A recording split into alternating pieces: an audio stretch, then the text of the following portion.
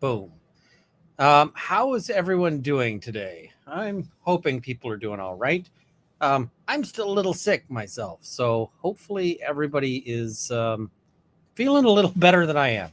So if I have to throw it on mute for a second, it's because I am coughing out a lung. That's pretty much how that's going. So hopefully everyone's got. I'm hoping your week wasn't too bad. My week was all right overall. Um, it was, and I'm concerned. I mean, there's fires all sorts of places. Right now, Northwest Territories is um, right now Northwest Territories is evacuating basically into Alberta. So that's fun's not the right word. That's awful. And yeah, somebody's saying why a video at the same time. I actually just forgot when I set it to post at the same time. So that's life. It just happens. Um, but after this video, you can check out the video I just posted, which is talking about Mr. Ower. I probably tanked my own. Uh, what do you call it? I probably tanked my own analytics on that one, but a lot of people wanted an explanation, shorter explanation of the Ower version, and so I put that out. So that's available. I'll just tweet it out there, and yeah. Um, so hopefully everyone is doing well. I see today everyone is streaming. EDB is streaming, so hopefully when she wraps up, people come in this way. I think Niklaus is streaming and various other things. So is what it is. But I'm glad for everyone who is here. Although I may have just convinced some people to go check something else out. So yeah. We'll sort of have a pleasant evening, I hope. I'm gonna start here, and I'm going to have. So I hope everyone's got something tasty to drink here. I've got a Summersby blackberry, so that'll be good. Except maybe I need to clean this. I'm just gonna use I've got a gun cleaning cloth here. I'm just gonna show you what that. Something spilled in that. That's not great. I hope everyone else's morning is going better than that, because that's not what I want to see. You know what? I might just leave this one and clean it up. We're just going to set this aside. I mean, it'll be fine. It's just something got spilled in there, but instead we're going to have some wine. That's a better place to be. All right. So, and it was a clean cloth. It's not one that's been used for gun cleaning yet. So, all right. That's the last of this bottle. And yeah, and I got to apologize. Rob is traveling, so you are stuck with me, the substitute teacher there. So hopefully everybody is, I'm not just going to put on a video, although I am going to fix whatever's causing this blurring. Gordon's Gin and Lemonade. That sounds fantastic. I'm not going to mix it with Coke today. I'm just going to have it. Rob would not appreciate if I had it mixed with Coke. I feel like if I'm being substitute Rob, I need to uphold his principles and not mix wine with anything. All right. Let's see. I love the smell of hops number 9, I assume there. And it's got a profound smell for sure. I've got fizzy water. Nice. Are you feeling better yet? I'm still, you can hear my cough. I've still got that. Gin and tonic from St. Louis. Love your show. Thank you so much. Gin and tonic is, I'm a big fan of that one. Pina colada. I'm not a big fan of a pina colada. I don't like coconut, but went to the range for the first time today. Learning is fun. Nice. Coffee in Prague. Great. High River Canadian whiskey. Excellent. Crystal Light. I haven't had Crystal Light in forever, but ice water. Awesome. Mrs. Runkle is feeling better. She got better faster than I did. So that's good. London Mule, my favorite. So a London Mule is basically made like a Moscow Mule, but you swap out the vodka for gin, so you get a kind of richer flavor. I'm a big fan of that. Coffee and Wasser, so coffee and water, nice. Whiskey will kill that cough. I'm going to try it a bit. That we're going to do. Emma Zay saying, we've been enjoying your latest Roll of Law Game Mastering Insights video, Ian. Thanks. Yeah, that was a fun one to make. Little hint in it, too. Ginger lime fizzy water. Cherry cola here. Coffee later. Nice. A little root beer whiskey neat in Kansas City. I'm not a huge fan of like flavored whiskeys, but that actually sounds pretty good. Polish passion fruit and peach flavored beer in the UK. Ooh. Turmeric and ginger kombucha. Interesting. Best bore cleaner in your humble of an opinion. I don't actually know the brand I use, but I've got like a spray foaming stuff. I don't know if it's the best, but it's kind of just convenient to use. So, yeah, I don't have it within reach. I often have it just behind me, but it's not there right now. Ginger beer in Kansas. Nice. Yes, we do have the Rob tie right there. So, hi, why substitute lawyer? How about a more awesome lawyer stream? Because I wouldn't say that about Rob. I'm filling in his time slot. So, that's we're not gonna throw shade. That's not how that's gonna go. So, uncivil. Sure, I'll toss you a link. Give me a second here. I'm going on to twitter.com to access the thing they now call X, which is such a ridiculous thing here. All right. I'm shooting a link over to Uncivil. So we'll pull him on here. It's I see this is a good question. What made you decide to actually attend Depp v. Heard in person? Glad you did, but I've never heard the story. So, I mean, I was participating in some of the online commentary and so forth. And one of the things I kept saying was, I want to see what the jurors are doing. I want to see how they're reacting. I want to see how, what, how they're reading this.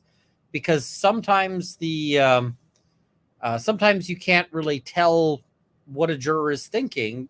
There's all sorts of things where you've got situations where I might think that something is BS and the jury is instead, the jury is eating it up. And I'm like, crap, right? So I'm just like, okay, I wanted to see that. Now, I was going to go to a shooting competition, and I realized that shooting competition was in West Virginia, and that the Depp v. Heard trial was in Virginia. And I went, it can't be the case that West Virginia is that far away from Virginia. So I looked it up on a map, and it was like, oh, right, I'm actually landing in Virginia to get there. And then I have to drive over to through there. So now this is my opportunity to see the jurors' reactions. I just want to see this. And so I went and, extended my stay. And then Rob reached out and he's like, "Where are you staying while you're here?" And I was like, "I don't know," because my plan was I was going to go to my plan was that I was going to go to different hotels with my laptop and fire it up and see how the internet was there, right? Do a speed test so that I could stream. And Rob says, don't do that. That's stupid. Come stay with me. I've got great internet. And I went, okay. So that started things off on on a path that has continued. We've still, the friendship keeps going. It's great. So that is, yeah. And somebody says, so you were friends with Rob before the trial? No, I didn't know Rob except Rob and I had appeared on like one of Alita's streams for like a few hours before. That was it. So, yeah, just telling the story of going to the Depp trial and just, yeah. Somebody was saying, I like how Runkle travels by the shrugs his shoulders method. And I was horrifying people when I was traveling in the UK recently because they're like, where are you going next? I'm like, I haven't decided. I'm just going to get on a train. They're like, what? And I'm like, and I'll book my hotel from the train. Like that's how that's going to go. So, I also see we've got David in the chat saying Odin's beard. It's the guy from the Netflix documentary. I haven't made a brief appearance. I was so excited. I haven't watched it yet, so Someone sent me a screenshot. Someone sent me a screenshot from where I was on panel with Legal Bites. So for whatever fraction of a second, I made a Netflix documentary. Does this mean I get an IMDb page now? Is that how that works? Do I get to figure out my SAG card? Am I on strike now? I mean, I don't think it counts if it's involuntary. No.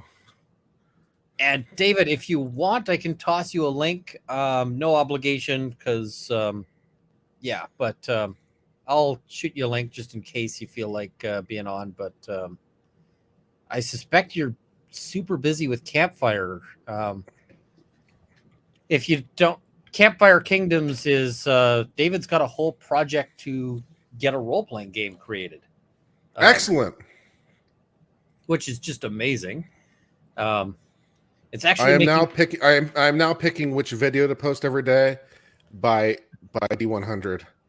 Oh, nice. Because I've got like 40 videos edited at any time ready to go, and so which video am I going to post in a given day? I just roll my dice until I get up a valid number.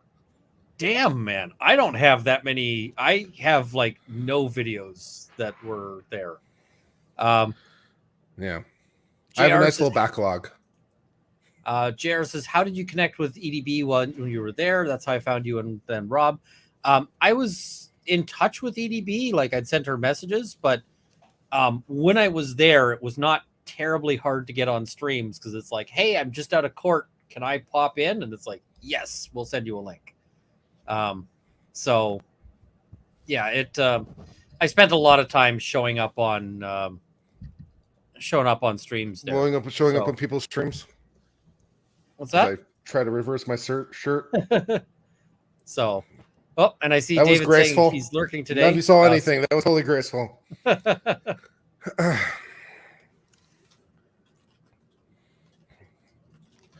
Yeah. No, we're all kind of like just friends, and we just like, it's like, hey, do you mind? And most of the time, it's like, yeah, it's fine. That's the thing is we just we all get in touch and we just kind of chat with each other, right? It's yeah. That's the thing. And I mean, a bunch of us have met each other now in person. We got to hang out quite recently over in Texas, and that was a lot of fun. Yes. So, it's a good group. Ian spent time with me in Texas, and I got to see a whole bunch of people recently in Anime Matsuri. That was fun. Got to see Legal Vices. Never met him. Got to see Aussie Overlaw. Never saw him before in person. Chandler. Never met her before. Yeah, I kind of wish I had been there, but I mean, it's just I've been doing so much traveling, but I'm wanting to do that another time. So, So yeah, that's been wild. But I mean, you make good friends on this because I mean, we're all lawyers, which I think a lot of Yeah. lawyers. I find lawyers get along pretty easily because it kind of shapes your brain in a particular way. Hmm. Um, a lot of lawyers are just decent people to hang out with, and you know, um, not all, but a lot of them. And I mean, it also takes a particular mindset to decide, you know what, I'm gonna go on stream. I'm gonna go on video and talk to the world. Yeah. So, what have you been covering lately? I've been too busy to watch things and also kind of sick and sleeping. So,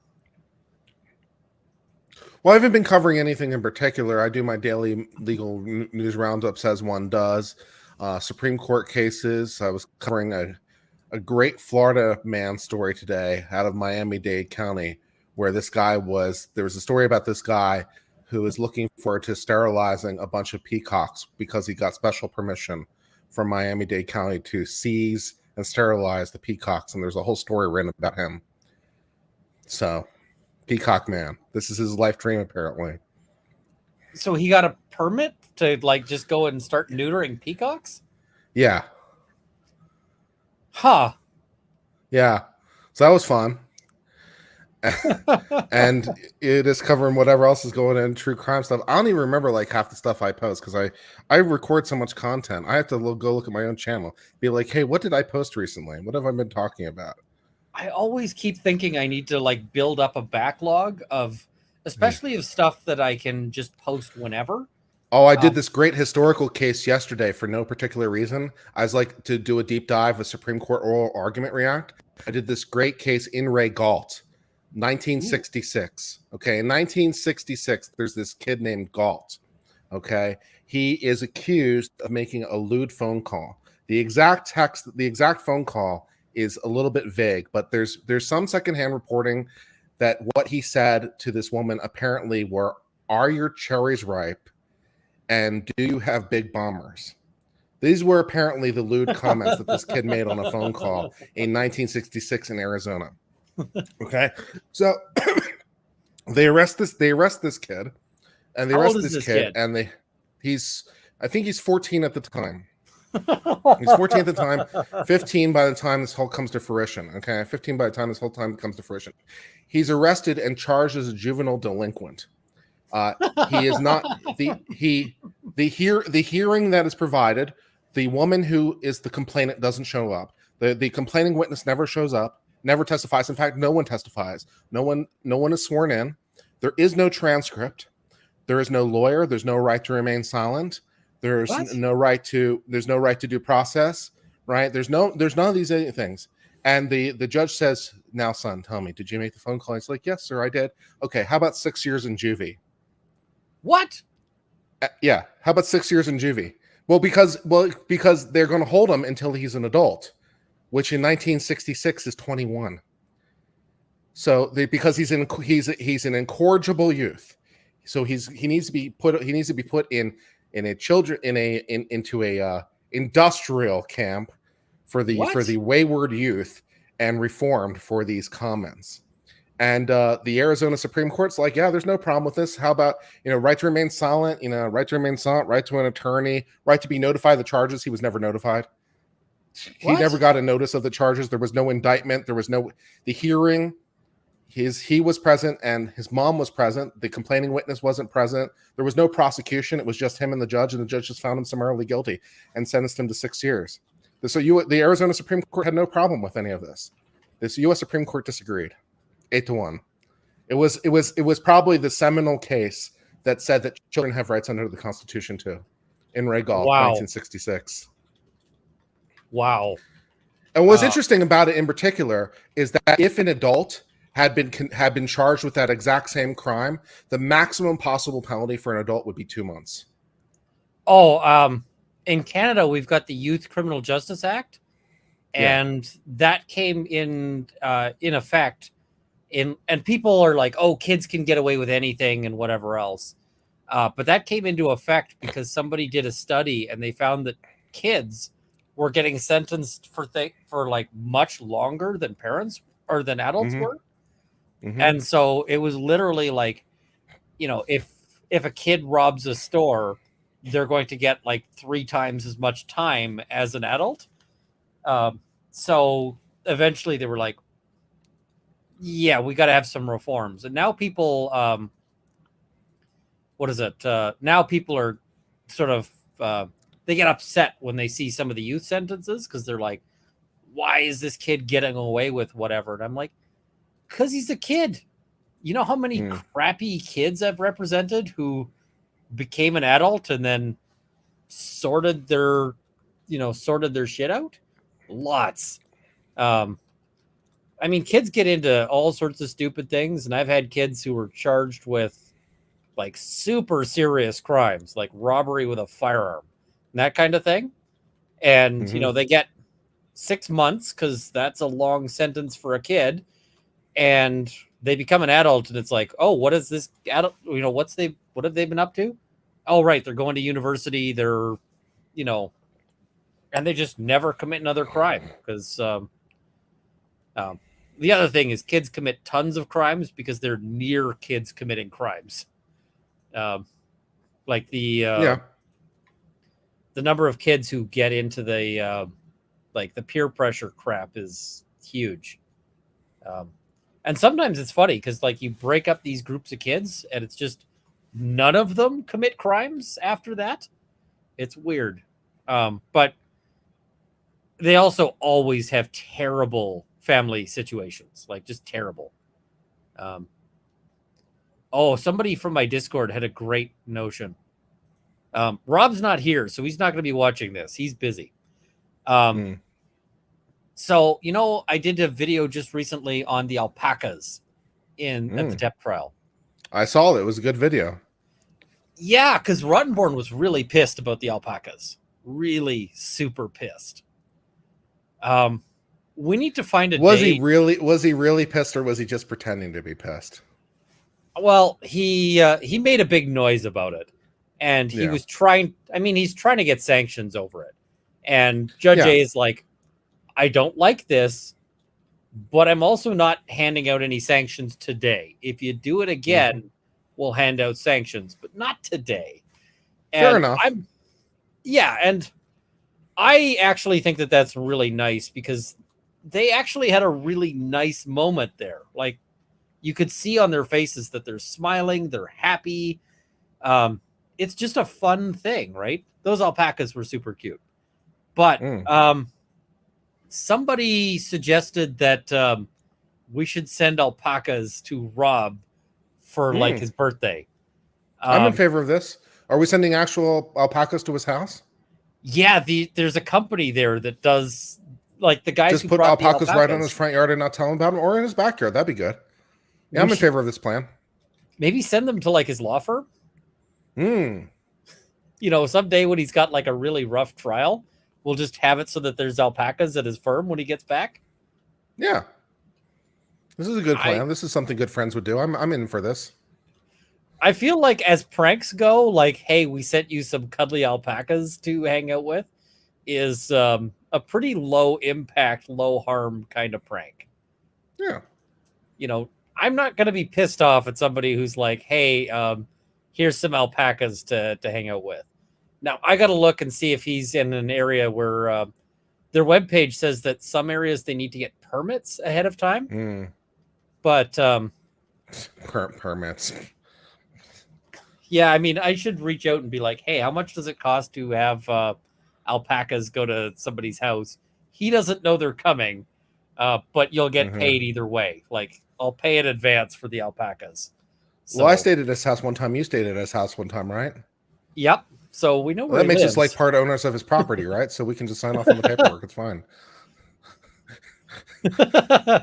I'm sure that's actually how that works, like legally speaking.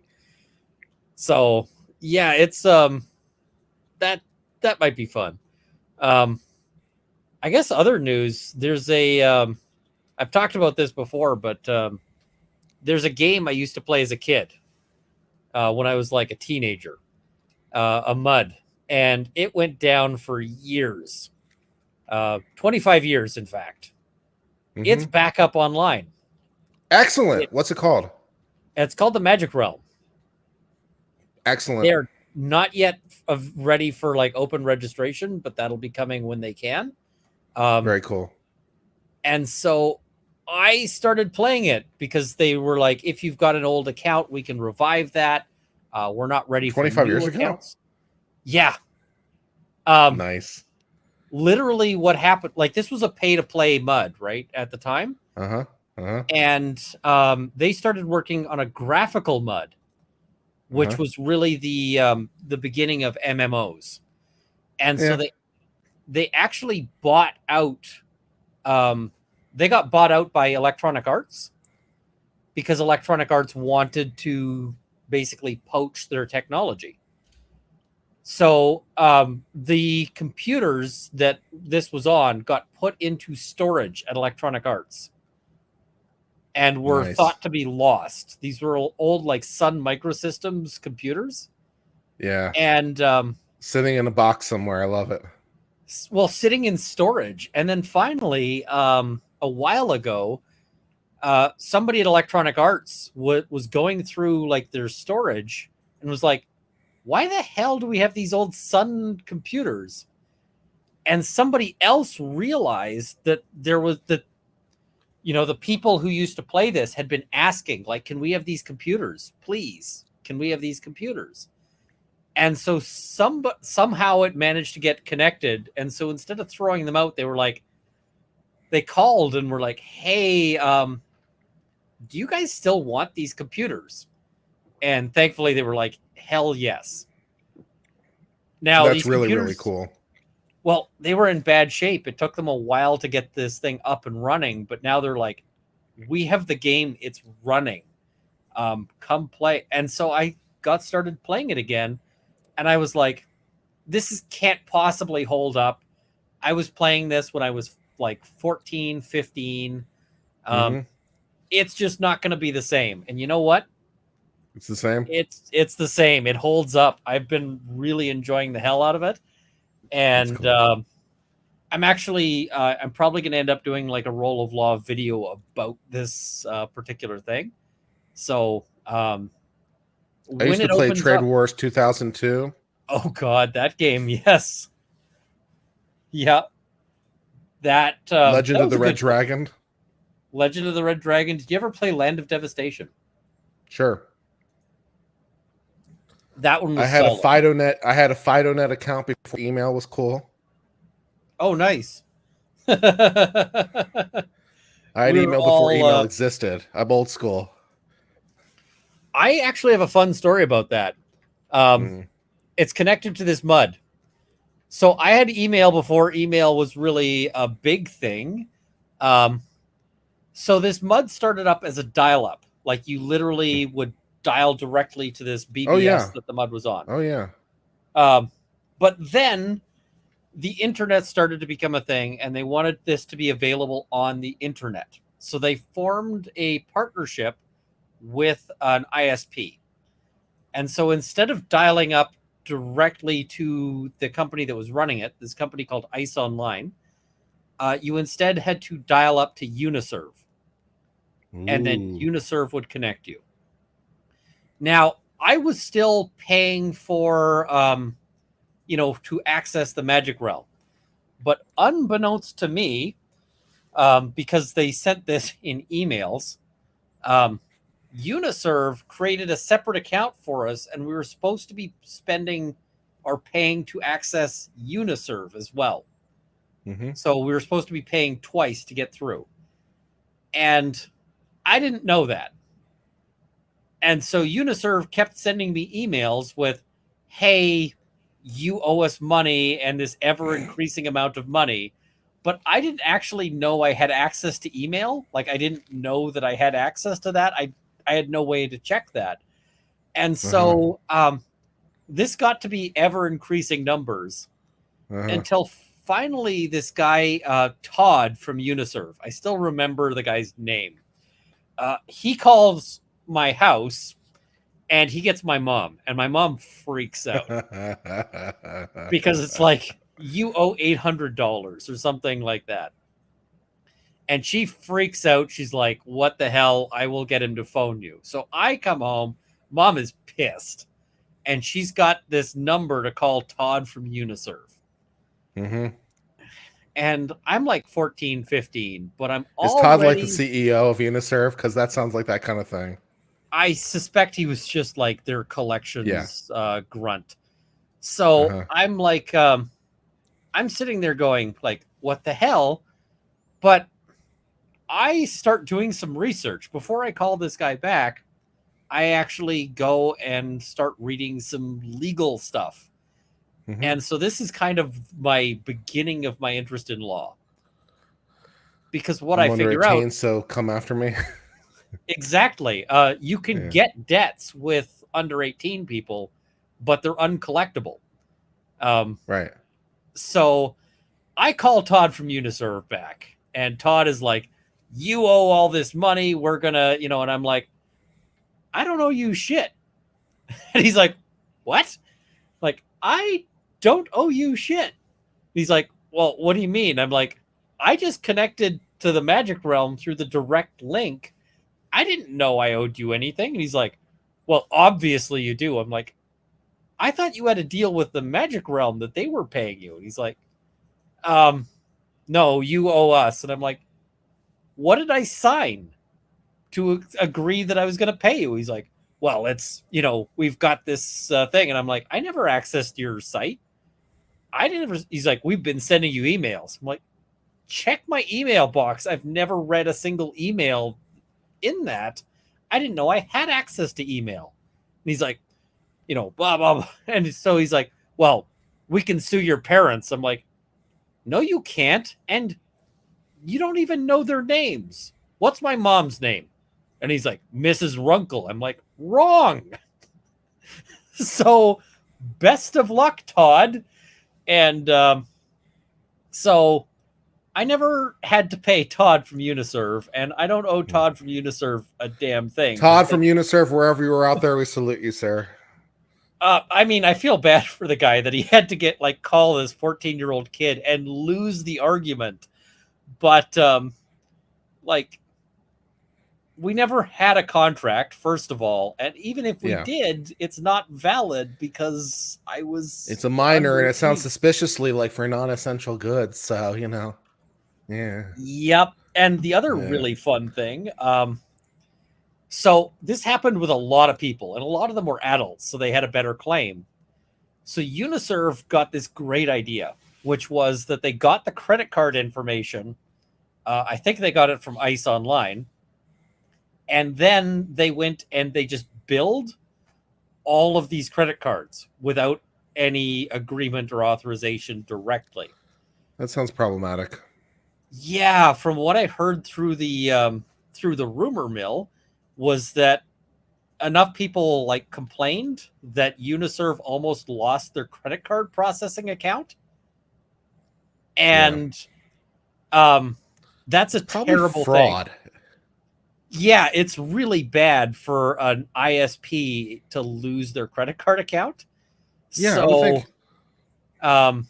So apparently they had to just write off tons of different, tons of bills, and they must have just taken a bath on that. So I feel bad for Uniserve, but it was bad business practice, and yeah. So I genuinely didn't know that Uniserve was going to be separately billing me. I thought I'm paying however much per hour to ICE Online, and they made a deal with Uniserve, so it's got to be ICE Online is paying Uniserve, because Uniserve never actually told me I'd owe them any money. Seems like they an were sending important me detail. Emails. So, yeah. So, Uniserve, I think, has long since been out of business, but they were a dial-up internet service provider. Who's still using dial-up? Show of hands. There's probably some people out there. So I don't know if they're watching this stream, but I used dial-up actually a couple years ago, but that service has now since been shut down. So, yeah. So yeah, that was Back in the days when you tried to load an image, like any image, and you just get it one line at a time.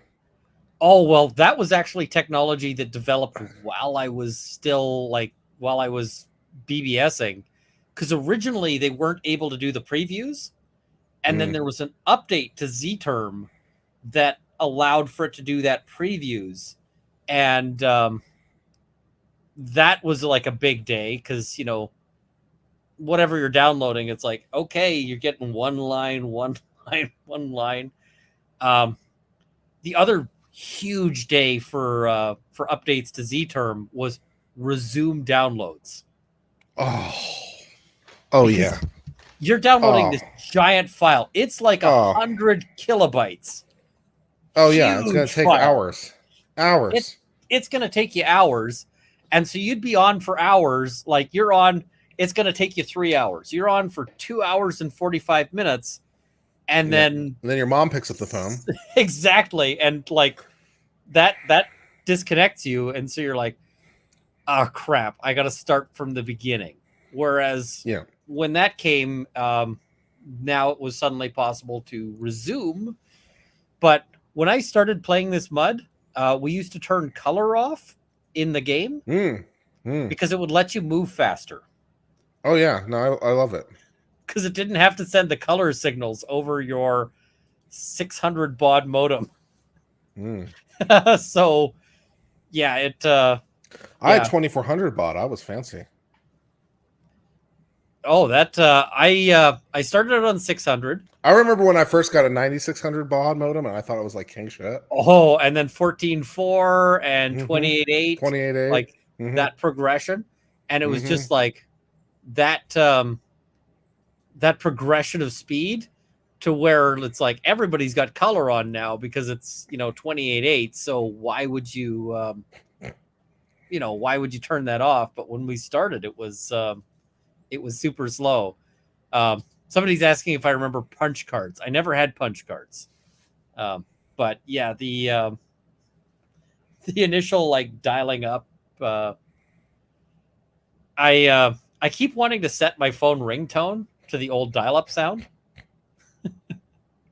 Beep, beep, beep.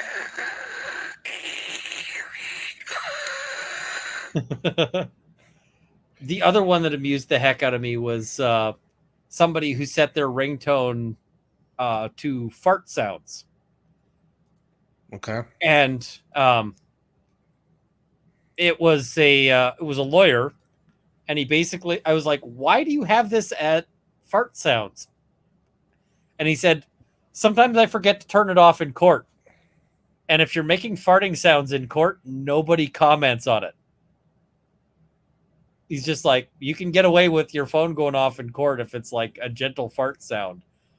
Nobody, like everybody just kind of looks the other way. And I was like, that's low-key brilliant.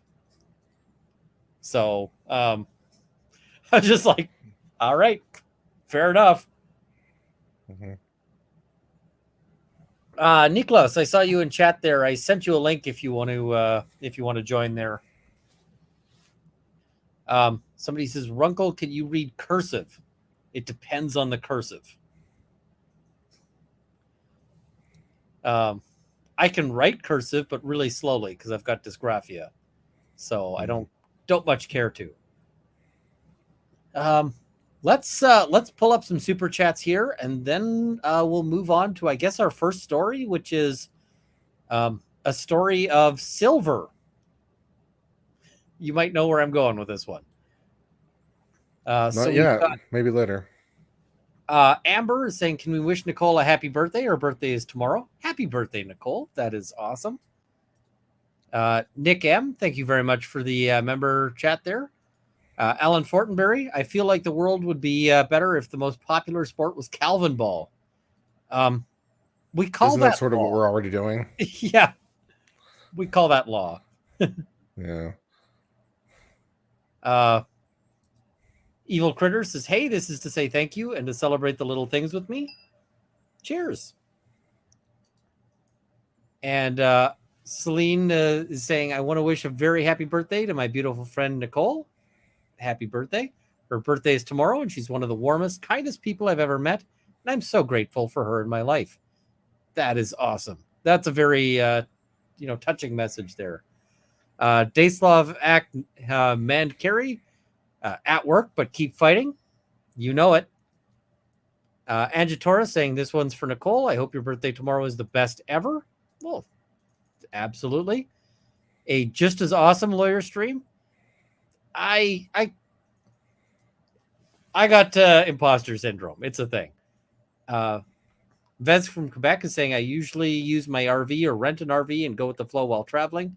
Next big step is Scotland. I've been to Glasgow and Edinburgh, and both of them are great places to visit. So you got a place in Quebec, right? I do. I got to make it out to Quebec at some point. So Patty Jacques is saying, Ian, I've sent you a package that should show up Monday latest. Enjoy. I actually got a notification that I've got a package at my... Speaking of packages, have you met Beefish? I believe I created the Beefish, or at least the Beefish swoop. Oh, that one. That is awesome. Oh, that is super cool. Rob's Robot Maker made Beefish. Oh, Kristen M96. That is awesome. Yes. And it has a theme song. I go buzz, buzz, buzz in the ocean. Buzz, buzz, buzz, swimming around. Buzz, buzz, buzz, I'm Callie the Beefish. Callie the Beefish. Hello, Ian. I'm Callie the Beefish. How are you doing today?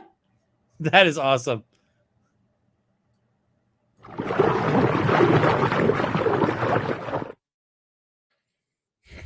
We got to do the fish swoop for that. So yeah. That is awesome. And I see Amethyst Jones saying, good evening, dear friends. Good evening. Where's the link to your Discord? I can post a link. So I've got a couple of them, and one of them is kind of shut down other than through Patreon membership, but that is because it kept getting brigaded. So the other one is, I'm just dropping a link right here. So that's the Roll of Law Discord, but we all hang out there. Vez from Quebec saying Alpaca fun for Rob's birthday. That'll be a lot of fun. We got to make that happen. Professor of Logic, send them when he has Judge A. Go big or go home. I think Judge A would hunt me for sport if I sent them to the courthouse, because yeah. To Judge A, here are your alpacas. Oh my God, that would be the worst. Is finding out where Judge A could be found and sending the alpacas there. Oh, she would. She'd send her bailiffs after me, and I can tell you, her bailiffs do not fuck around. So, let's find out her home address and send them there, Ian. That sounds like fun. Oh, let's not. I found out a judge's home address once, and the first thing I did was endeavor to forget it, because it was just like, I do not need to know this. Casey Cat, thank you for the $20 membership there, saying, or super chat, you're in Netflix, Johnny Depp versus Amber Heard at least 2 times, 1 time with group and 1 your channel. Andy Senior is suing as he's in a bunch, and Netflix copyrighted his stuff they used. Probably did the same to yours. Sue. Yeah, I had people ask me to review the section that they used from me, and I suspect that would take the stream down. EDB also in bunches. She hasn't watched yet. I haven't watched it yet either. I might do that later today. Casey Cat, republish your video in the trial doc and see if they copyright strike you. That's actually a thought, is to just copy it and post it again and then see if they strike me on that one. Because I understand they reached out to maybe Rackets, but definitely DUI guy. And they said, hey, can we use your clips? We will, we'll pay you. I don't think they reached out to me. I definitely did not get paid. So, and I know some people have said you should go get paid. I'm like, they're not going to pay me enough for me to actually feel like I should give them permission. That said, I kind of want to review what clips they used of me and see if they use them in a way that is actually fair use / fair dealing. Because if not, Canada doesn't do the thing where you have to... so in the US, if you want to get statutory damages, you got to register beforehand. Right. And I just, like, I don't have the time to register every one of my videos that goes up. Right. So, but in Canada, that's not a requirement. You can get statutory. You just have to register before you sue. I don't think you have to register before the infringement occurs. Okay. So maybe I'll have to register that one. And then, you know, I got to decide if I want to, like, send a lawyer their way. I should talk to, what's his name? I'm blanking. I'm having a complete brain fart. Lawful Masses. What's his name? Leonard French. Leonard French. I should talk to him and be like, who is currently the creepiest, sleaziest copyright troll lawyer? Can I hire that guy? Represent us? That'd be fun.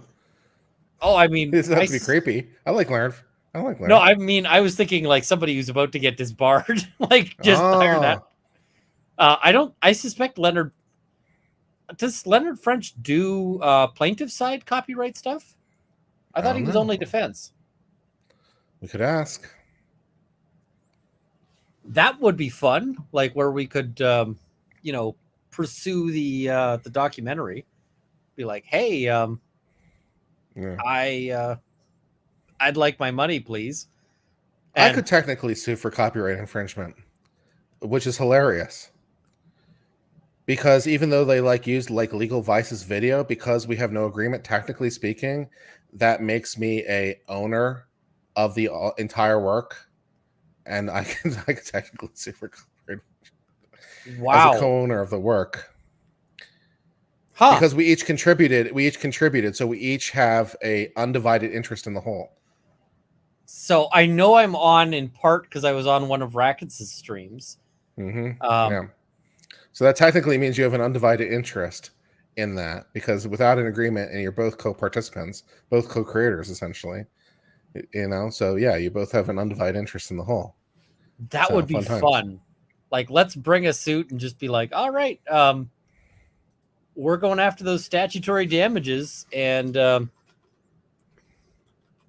now I'm just looking up what are statutory damages for copyright in Canada. $150,000 in Canada or in the U.S. Oh, U.S. Because I could sue in both places. Yeah. And so statutory damages, a sum of not less than $500 and not more than $20,000 that the court considers just. If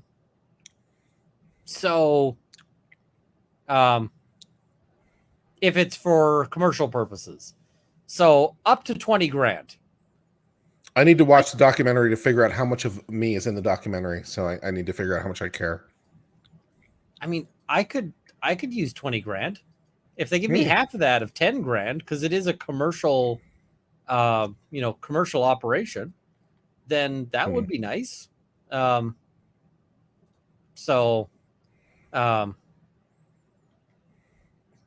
I got to decide. So that would be funny as well if all of Lawtube. I can also sue them for false light, for making it appear as though I'm associated with the rest of you lot.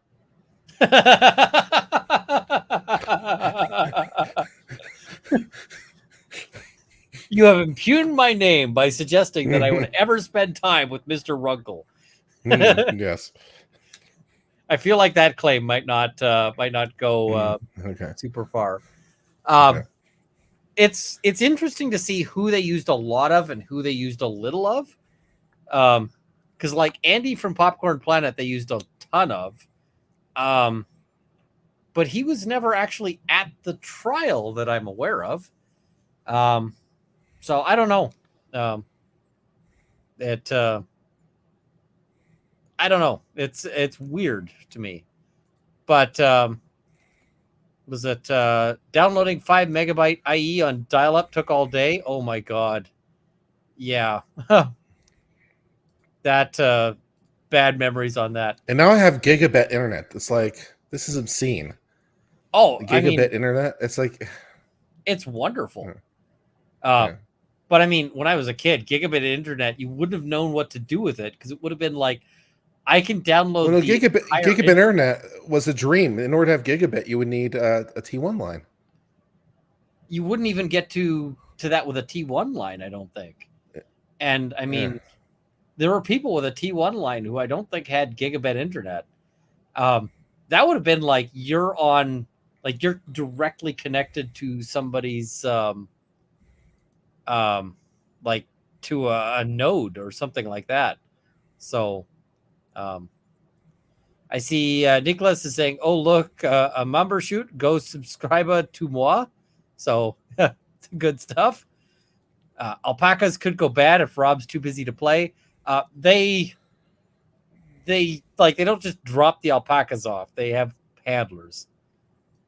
Leon by the Sea, thank you for the membership there. Looks like I have to figure out how to run 2 cams now for Torin 3. That's interesting. I'm wondering what he's going to get up to. Side view cam was too successful. Oh, okay. That's and Judge A was a Marine. Yep. She doesn't mess around. Hi, Runkle. EDB chat coming in. Thanks for taking over from Rob. Thank you for being here. They copyright struck Tug for playing his own clip. Oh. And that's just like wrong. It is. I fire counting notifications so fast. Be like, I'm the author of this. I'm the author. You're the ones appropriating me, you jackasses. Oh, I mean, it's just, and actually that takes it to a different level because you're going to have a difficult time claiming fair dealing if you're also claiming ownership of it. Since they put me in there since they put us in there without getting permission from us, I wonder if we could make a argument that we are actually co-authors of the entire Netflix documentary. Ooh. And try to say that we have an undivided interest in the entirety of the work. That'd be good. That would be entertaining. And then I want my residuals. So that would be that'd be entertaining. So I see DSN. Thank you very much for the super sticker there. Do you really want to give it more publicity? I don't think my subscriber count would do much for its publicity. They've been. I'll represent Andy. I'll sue on behalf of Andy. We'll file. It's fine. It isn't about being a trial. It's about bad mouthing and attempting to cancel anyone who didn't spout the Amber Heard narrative. I suspect they're going to get me subs, if anything. Yeah, Friday night stream. I watched the documentary. Only a little bit of Kurt Runkle, more so. Some collabs in his video talking about male domestic violence is there in its entirety. If they use the entire work, that's a problem. Tons of EDB. Ooh, I got to reach out on that one. Hi, from Gloomy Rain Vegas. And they made EDB prominent. I'd be amazed if they didn't get permission from EDB because she was fairly prominent in that. If they didn't get permission from EDB, EDB should be pissed. Oh, and should go to war. Yeah. So I see Joshua Ten Hug. Thank you very much for the 5 gifted memberships. Pants, thank you for 5 memberships. Skeesy, thank you for a gifted membership there. Angie Torres, thank you for 10 gifted memberships. Joshua Ten Hug, thank you for 10 gifted memberships. Opossum, thank you for 10 gifted memberships. Sandra D, thank you for 5 gifted memberships. Amantha Jones, thank you for 7, it looks like, gifted memberships. Brentwood Chic, thank you for 10 gifted memberships. And Just Because, thank you for 10 gifted memberships. And EDB apparently said that they didn't. Ooh, she has a good claim. She has a solid claim. If she didn't ask EDB, does she need a lawyer? Because I'll happily start writing up an action. Oh, I mean, I suspect she will, I suspect she'll go to town. And yeah, I mean, so EDB said they didn't ask for permission and she thought she wasn't in it. I thought I wouldn't be in it because they didn't approach me. So they put her up on a screen separately with her channel name and everything. And yeah, I mean, there's false endorsement, copyright infringement, false light association because of appearance of the endorsement of the work. Name, image, and damage to likeness professional issues. reputation. I could probably throw in there with some thought. Yeah. Call me. All right, let's do a swoop and then let's talk about silver.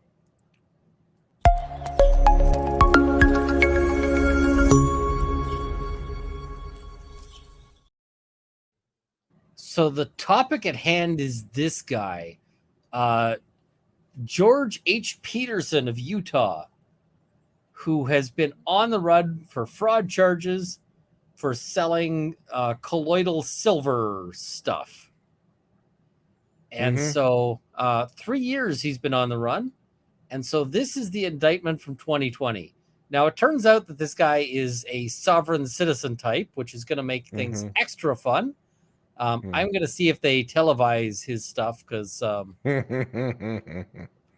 yeah, I think he'll be extra fun if he's a sov sit selling bogus cures. But I thought it'd be fun to go through this indictment and have a look. So, defendant Gordon Hunter Peterson, who they're just going to call Peterson from now on, was a resident of Utah County, Utah. My Doctor Suggests LLC was a company organized in Utah. He called it My Doctor Suggest LLC? Yes, damn, he man. Did. I mean, dude, how much fate do you want to tempt right off the bat? My Doctor Suggests LLC? Holy shit, dude. Yeah, I mean, that is I tempt lawsuits. Like, as your legal advisor, I'd recommend just about any other name other than that. Have you considered maybe a numbered company? Like, yeah. You know, if you're going to be doing crime, a numbered company is probably your, your favorite thing here. Yeah. So, that's why so many landlords operate as numbered companies. Whoops, did I say that? Yeah, I've been reading a bunch of landlord tenant files, and oh my god, some of them they just make me want to go nuts. So, all some right. Of them, though.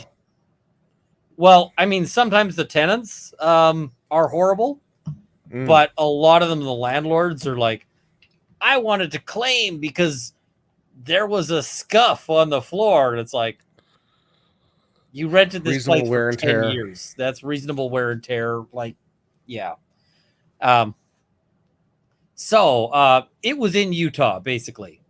GP Silver LLC. GP, is that for general practitioner? I don't know. Was a company organized in the state of Utah, and he was the owner and operator. Cool. So they're starting out with the United States Food and Drug Association. So that's a beginning. Anytime a claim starts out with like, we're going to start out with a 3-letter organization is, yeah. And I see question, what is a numbered company? Lots of corporations are incorporated just under a number. And basically, you just ask for a numbered company, and they give you the next number in the sequence. And you can be a numbered company operating as, and that's super common. Like, I am 1276942 operating as Runkle of the Bailey. Like, as that's not actually correct, but it's an example. Get the point. Yeah, and so. Numbered companies are easier, quicker, and often if you're dealing with like, if you go to a law firm that deals with incorporation, they often have what they call shelf corporations, which is just like they go and tell their junior, can you get us like another 100 corporations? And they just create corporations that have nothing, that are just numbered companies.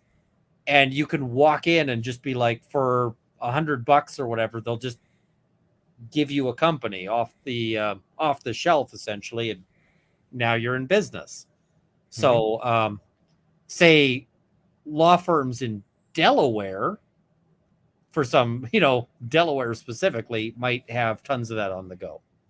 So, yeah. All right. So they mentioned the FDA exists. The FDA protects the health and safety of the American public by ensuring drugs sold to the public are safe and effective for their intended uses, and they bear labeling that enables consumers to use the drugs in a safe manner. Chat, I know people are going to have opinions. Let's skip over this and just pretend that we're going to accept that. So, the FDA's responsibilities include regulating the manufacture, labeling, and distribution of all drugs and drugs components shipped or received in interstate commerce. What is interstate commerce? Everything is interstate commerce. What is an interstate commerce? Yeah. I mean, I'm pretty sure if I fall in the shower, it's interstate commerce, and I'm in Canada. Yeah. They're like, as a Canadian, when you fell in the shower, you might have decided to order a Band-Aid, and it might have been sold to you from a U.S. company and manufactured by in part in another state, so interstate commerce. And I'm like, yeah, what? Yeah. The reason why this happened is basically that interstate commerce, the federal government is allowed to regulate, and the courts have never wanted to say, oh, you can't actually regulate this. So they keep this up, they keep this ever expanding circle of things as interstate commerce. Wasn't there a case that said that collecting water in your backyard is interstate commerce? If not that, the waters of the United States, probably. It's yeah, it's ridiculous. So, yeah, they're gonna keep going with here's what the law is, but the FDA's definition of drugs includes articles intended for use in the cure, mitigation, treatment, or prevention of disease in a person. Articles other than food intended to affect the structure or any function of the body in a person. I wonder, is a bullet a drug then? Because it's intended to affect the structure or function of the body of a person. And articles intended for use as a component of such articles. Okay. So they're going to keep going on about defining what the FDA can regulate, which is basically everything. Let's get to where they actually start talking about what he does. So, I know exactly what he does. I know exactly what he does. He sells silver, saying it's a cure-all for all the things. If you take the silver, he sells snake oil. He's snake oil man. I know exactly what he does. That's pretty much exactly it. Yeah. But how? So in executing and attempting to execute the scheme to an artifice to defraud, and in furtherance thereof, he deposited and caused to be deposited in an authorized depository for mail, i.e. a mailbox. Post office box? Yeah. Yeah. So that makes it mail fraud. Sent things by wire communications, which makes it wire fraud. And misbranded drugs, which is its own thing. Wire fraud now covers just about everything, because if you send a text message, it's wire fraud. And the thing is back in the day, fraud over wires was actually super rare, because most people didn't do a lot of telecommunication. Fraud would happen in person or by mail, but now everything is wire fraud, and it's still punished as though it's this rare and unusual thing. So that's fun. All right, now where do they actually get to what he actually does? Okay, since at least 2014, he promoted and sold silver products through companies including My Doctor Suggests and GP Silver as a treatment for various diseases, including arthritis, diabetes, influenza, pneumonia, and more recently, COVID-19. All of the medical scammers, COVID-19 was freaking Christmas to them. So he was selling silver solution, silver gel, silver soap, and all natural silver lozenge. Now, guys, I don't give medical advice here, but I will say if you're considering using silver products, you should consult a doctor. And the reason why is that there's a condition that can happen to you called argyria. And argyria is it's for the word for silver. But basically what happens, so the first photographs, the first cameras were daguerreotypes. And daguerreotypes are basically they used a plate of silver because silver reacts to light. And so what happens is if you get a lot of silver in your body, the silver doesn't do anything until and unless you expose your body to light, which you do all the time because you don't see in the dark. And there is the sun outside during the hours you normally go outside. So you will definitely have issues. And those issues, for example, can turn you into, for lack of a better word, we're going to call it Papa Smurf.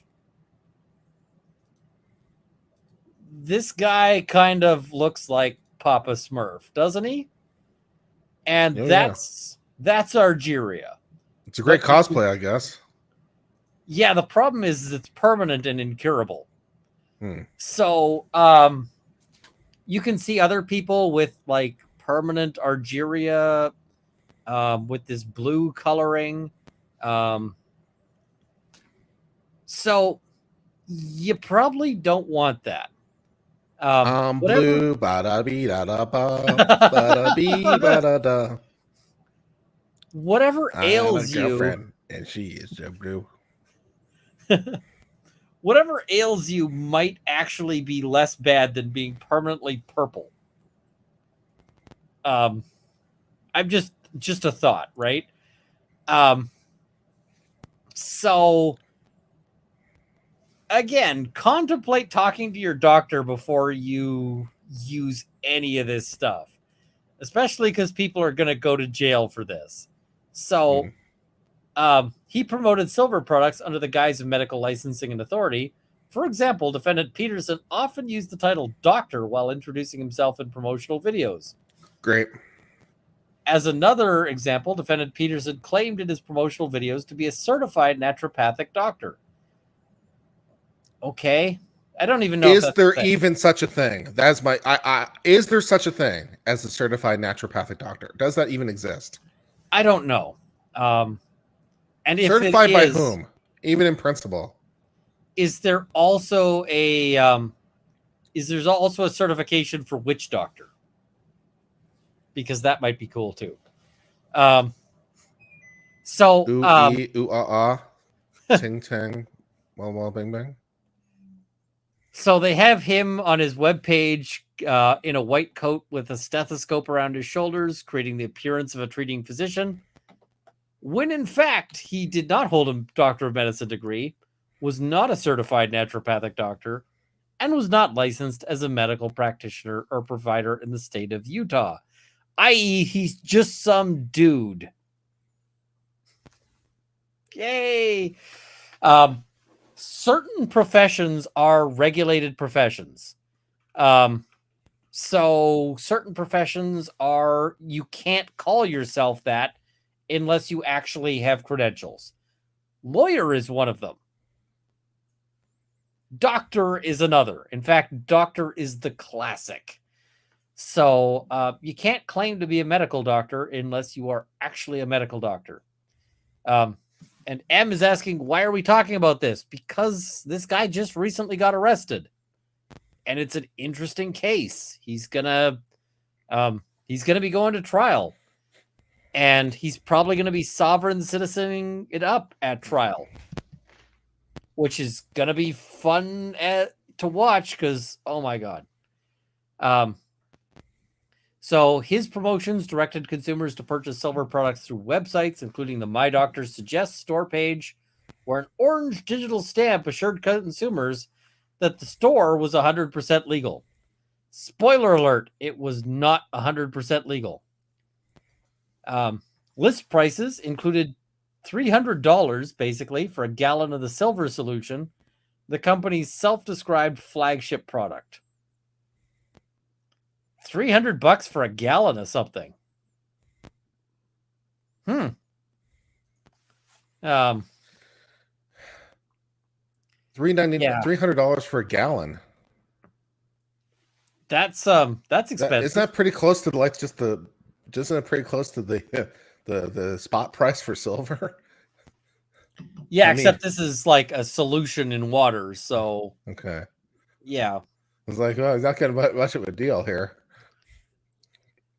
He apparently had YouTube videos, Facebook posts, podcasts, and websites. You can't trust those Facebookers, and you can't trust those YouTubers, and you can't trust any of those people. YouTubers especially, super sketchy. There's currently no recognized. I will also accept your silver if you're looking to get rid of it. You can send it to my PO box. So, I accept AU and AG. Oh, there you go. So he was selling this as better than hand sanitizers. Having silver in your bloodstream would usher any coronavirus out of the body. And he said that he was going to go out and shake hands with people, doctors, patients, people who are possibly infected with the flu. And I'm going to have a confidence level that I have protection. Okay. So Silver Health Institute quoted him. He did a YouTube promotional interview where he said that it had destroyed related coronaviruses. And yeah. So basically he's saying that this will cure or prevent COVID-19. So that got them especially pissed off. The mail fraud count is going to be he did this and shipped stuff through the mail. Wire fraud is going to be this was on the internet. Yeah, posted a video promotion on YouTube, so that's why it's wire fraud. Mislabeled. And if you're asking why I'm talking about this, I got like 4 people sent me this and said, hey, please talk about this. So they also want his property. Notice of intent to seek forfeiture. Sure, of course we do. The government loves civil forfeiture. They are thrilled to pieces about civil forfeiture. So civil forfeiture is a process where they can bring an application against property, which is why you get these really hilarious case names like United States versus $40,000 or United States versus what was the famous one about clacker balls? I mean, there's lots of cases like that. United States versus $42,000. United States versus a Ford with this VIN number. United States versus 2,000 pounds of sea bass. United States versus. There's lots of fun case names like that. Yeah, it's They're great. And the other interesting thing is because it's against your property, property doesn't have certain rights. And so because they've brought it against your property, things like due process become way less important. So they'll typically do things like say, the presumption is that the government is correct that they get to take your stuff. And then you have to prove at a preponderance, like, balance of probabilities that they don't get to keep your stuff. Which is hard because, like, if the case is United States against $1,000, if you have a good job and you're, fairly comfortable, how do you prove that you are not, that this particular $1,000 came from your income and not from crime? It's hard, right? It could be from drug dealing. There's no evidence of that, but it could be. Yeah, no, the problem is if I show you $1 million, like any $1 million kind of looks the same. $1 million that comes from drugs kind of looks like $1 million that comes from the sale of a house. Kind of looks like $1 million that comes from earnings at a job. It kind of all looks the same. And the big what you saw a lot of times, there were serious allegations which end up, backed up in some cases, that they were doing things like pulling people over who were headed to car auctions. And what do you do at a car auction? Well, you bring money to buy a car. And a lot of those car auctions just took cash. So you'd get people who'd get pulled over and they've got 15 grand in cash.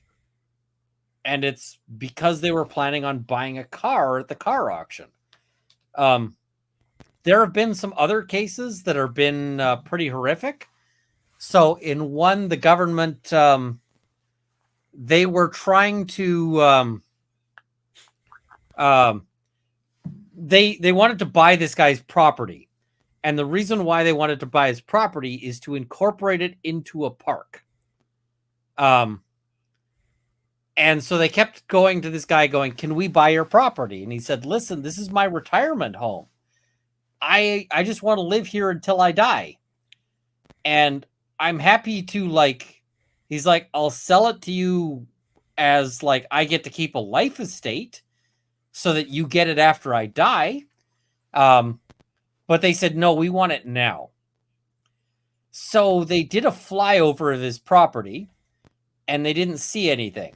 And then they did another flyover of his property and they said that they could see marijuana plants hanging from lines growing in his property.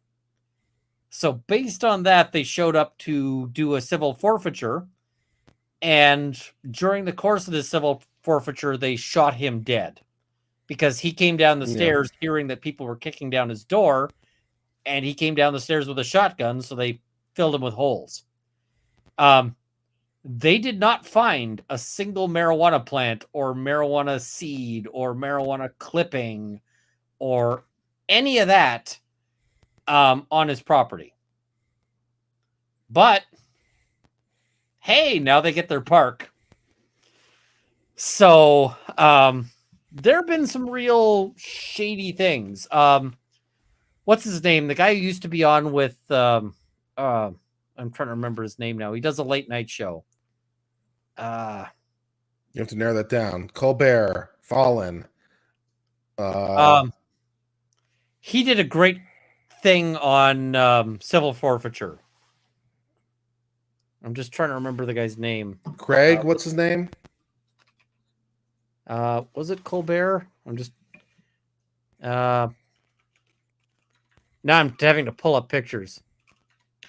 Yeah, I think it was where he did a thing on Craig Ferguson. It sounds like a Craig Ferguson thing. No, I think it was Colbert or John Oliver. I'm seeing John Oliver. That sounds possible. Yeah, that sounds right. Did a thing on civil asset forfeiture and pointed out, he was like, you've got these police forces that a substantial portion of their budget is civil forfeiture, and that they also do things like they buy margarita machines with it and so forth. Like some of them view it as fun money.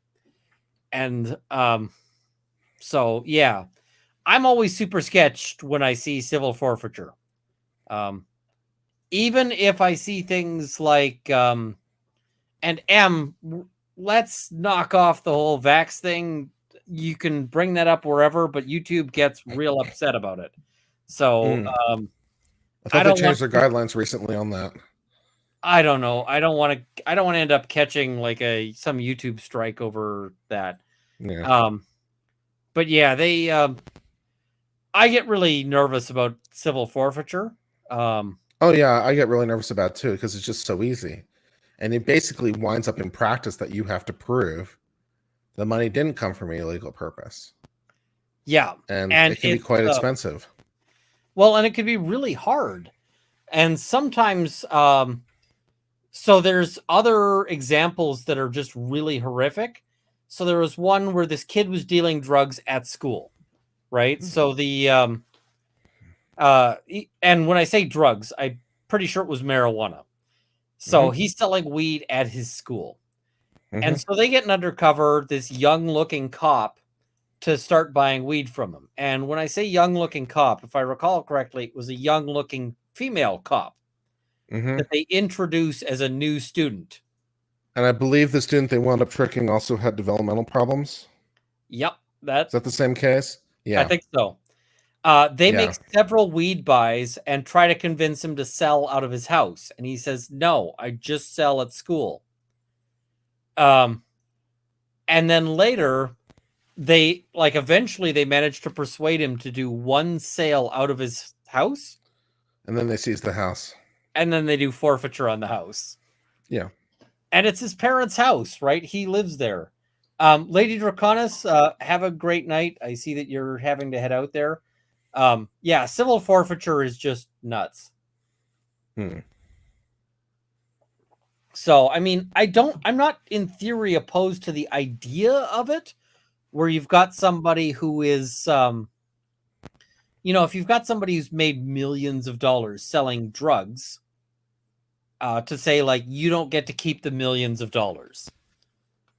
But yeah, but if you can prove that they did the drugs, then do a criminal forfeiture and take all their stuff criminally. That's fine. That's exactly it. There should have to be proof beyond a reasonable doubt, as opposed to... Or at least proof beyond with clear and convincing evidence. There's just no protections right now at all. It's all, so thin. Yeah, I would love to see them update that to... I actually think it should just be beyond a reasonable doubt. Fair enough. So. I'm not necessarily opposed to that. We need something. Yeah, I mean, maybe they can scale it back if we see that it's less, when they've stopped the abuses. But yeah. All right. So that was one a lot of people asked me to talk about. I think it's an interesting case there. So there's another one that did you hear about the $1.2 billion judgment? I did, for the revenge photographs. Revenge, yeah. Revenge prawn. Revenge corn. Yes, revenge corn. Revenge corn, yes. Revenge corn, $1.2 billion against the bad guy. And I'm going, they should absolutely get some money, right? But the question is, should they get that much money? And that's any number they come up with this point is just infinite, because I mean, this person doesn't have anything close to that, so it's basically infinite money. Oh, and I'm being told I got a swoop. Swoop. Okay, we'll do the Kurt swoop.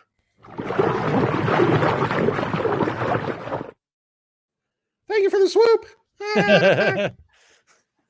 It's a good swoop. And yes, I will be. Somebody's asking, are you going to talk about Britney's divorce? I'll talk about it briefly. I'm sad. I'm always sad when things bust apart, and apparently so soon. I'm sad. On the plus side, this means that, I have a chance. I do not have a chance.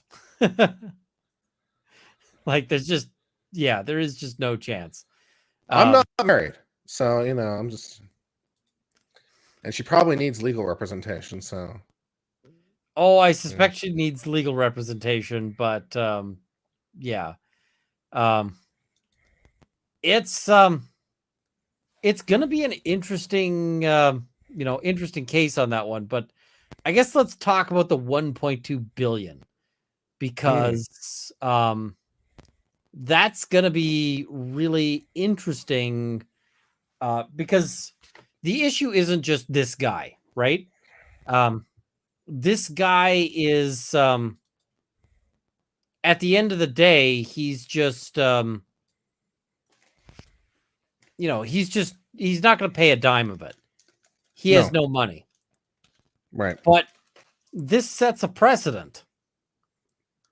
And once they set that precedent, it's a problem.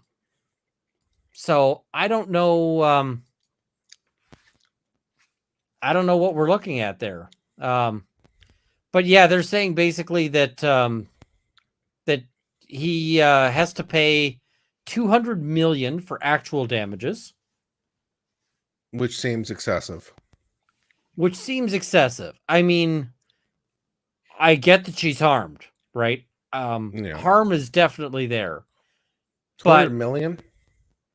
200 million seems a lot. And what is it? Now, to be fair, he did some other stuff.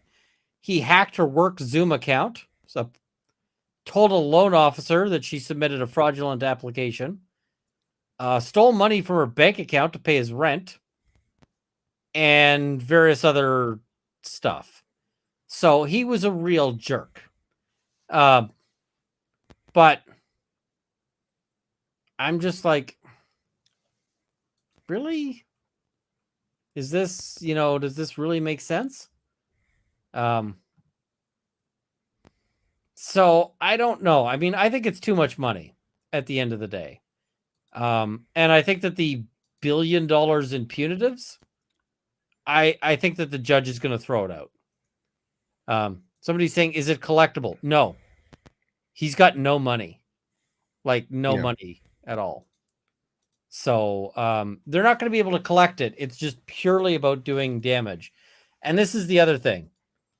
People lose limbs and don't get that much. People lose their lives. Yeah, I was going to say. Groups of people lose their lives. You could have an airplane crash and not come up with $1.2 billion. People's children die. And you wouldn't get $1.2 billion. So, yeah.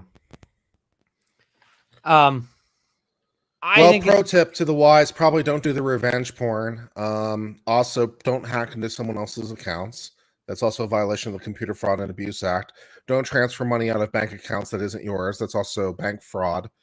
Don't do these things would be great. And in Canada, and I mean, in some states are sort of slowly coming around to the same sort of thing. You can go to jail for revenge porn. Yeah. So, you don't want that. You don't want that at all. What do I think the people in Maui are going to get? I don't think they're going to get a court settlement because it doesn't look like there's any wrongdoing, right? I don't know enough about the cause of the fires in terms of whether someone is responsible as a proximate cause or not. I remember something vaguely about a power company possibly being responsible. Yeah, I mean, some people have been saying that there's like some sort of space laser or whatever, but that is not. It's probably not a space laser. It's definitely not a space laser. I'll just go with that. Yeah, there's also a theory that Oprah did it. I don't think that makes sense. I haven't heard the Oprah did it theory, but enlighten me. The Oprah did it theory, and again, I don't buy this theory, but they basically say Oprah's got a bunch of property on, in Hawaii, and they say that ultimately her apparently her property hasn't been damaged, and so the theory is that Oprah set fires so that she could buy more property on the island that was burned down and now claim it as hers. Like she'll buy it on the cheap. Like, I don't think that is true. I don't think it was Oprah. Yeah.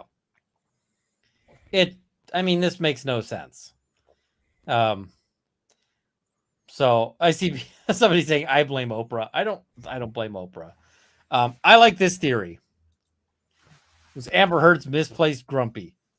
She grumpied the place. It was Amber Heard. I'm comfortable blaming her. That's fine. Yeah, I'm down with that. So I mean, it's just yeah. I don't know. I mean, we'll have to see. There might be there might end up being lawsuits over it and so forth, but I haven't heard anything that's a cause of action yet. So we'll see.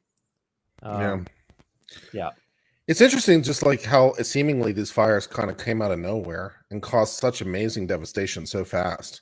And so many people died. It's like it's almost hard to believe that many people died as a result of this. And it's tragic, right? And you hear some of the stories of like people swimming out into the ocean to avoid the fire. It's like, oh, I just can't imagine what the I can't imagine that kind of terror. So so the people in Hawaii have asked if you have a what is it? If you have a a vacation plan for Hawaii, they've said don't go. Right? Like at least for the foreseeable future, yeah. Like people who've been burned out of their homes need that hotel space. People who have all of that stuff. And they don't need to be providing for extra people, but they do need money, they do need all of these things. So I'm not going to recommend a charity, because if I do, it's always hard to figure out which charities are good ones. But yeah, it's people do need stuff there. All right. So did you also see the whole thing seemed to happen basically when I was on the road back from Matsuri. I leave Houston. By the time I get back, the state of Hawaii is on fire, and I'm like, what the hell happened? Yeah, I mean, it was real fast, but Hawaii's not that big. I mean, fair enough. Like Kona, the big island, we rented a car there and we could drive around the entire island without like too much trouble. So it's a pretty small place overall. Yeah, and I see there was a hurricane off the west coast of Hawaii feeding the flame. The warnings weren't sounded. Hey, KVB Studios, it's good to have you here. So that's and there's also a comment about the mayor and governor of Hawaii are working on putting a moratorium on real estate sales to prevent companies from pressuring families to sell their property. Yeah, I mean, Hawaii's got a politically complex situation because there's a lot of like the native Hawaiians are unhappy about how little of Hawaii they own at this point. And so foreign, like, and I say foreign in the sense of like American, but not Hawaiian ownership of Hawaii is politically complicated. Sure. So, yeah. In fact, we went so far, we did a case recently on my channel where we covered Hawaii Housing Authority from like the 1960s, where the state of Hawaii was so concerned about private home ownership in the hands of few. They basically eminent domained like everyone's property in the entire state and redistributed it to take it out of the hands of the few and redistribute it. So somewhat famous case from the United States Supreme Court in the 60s. Yeah, and I see comments saying that there's a lot of Airbnb stuff out there, and that doesn't surprise me because Hawaii's beautiful. Like, I've been there, and I think Hawaii is overrated. I think the Keys is where it's at. I enjoyed my stay in Hawaii. My wife and I went there, and I really enjoyed it. But yeah, it's tough. So I feel for the people out there because it's going to be rough, and who knows what the ecosystem is going to look like when all of this shakes out. So, I mean, but right now, if you're thinking of going to Hawaii, maybe consider Costa Rica. I liked Costa Rica. U.S. Virgin Islands. Yep. Great choice. I really liked Costa Rica. I ate food out of the trunk of somebody's car. Is that a joke? No, that's straight up truth. I ate food out of the trunk of someone's car. Right. Costa Rica has this this tradition of what they call like a soda, which is basically like people running restaurants out of their houses. Uh-huh. And they're fantastic. But if you're in the touristy areas, you'll also get people who make food and then just like run these illicit stands and these illicit stalls and so forth, that because they're not allowed to do it. But literally it was like this car pulls up, this guy opens up the trunk, there's like these containers of food in there, and he's like, does anyone want food? And it was like, how much? It was something like $4 for a meal, and I was like, yo, I'll have that. Schlops food out into a paper plate. A bunch of people get some, and then it's like his he's got a lookout, and he's like, oh crap, the cops, slams the trunk down and drives off, and it's like, that's kind of hilarious. It was actually really good. It was really good. Bet, yeah. So, I guess let's do a swoop and move on and talk about copyright. Ooh, Title 17, baby.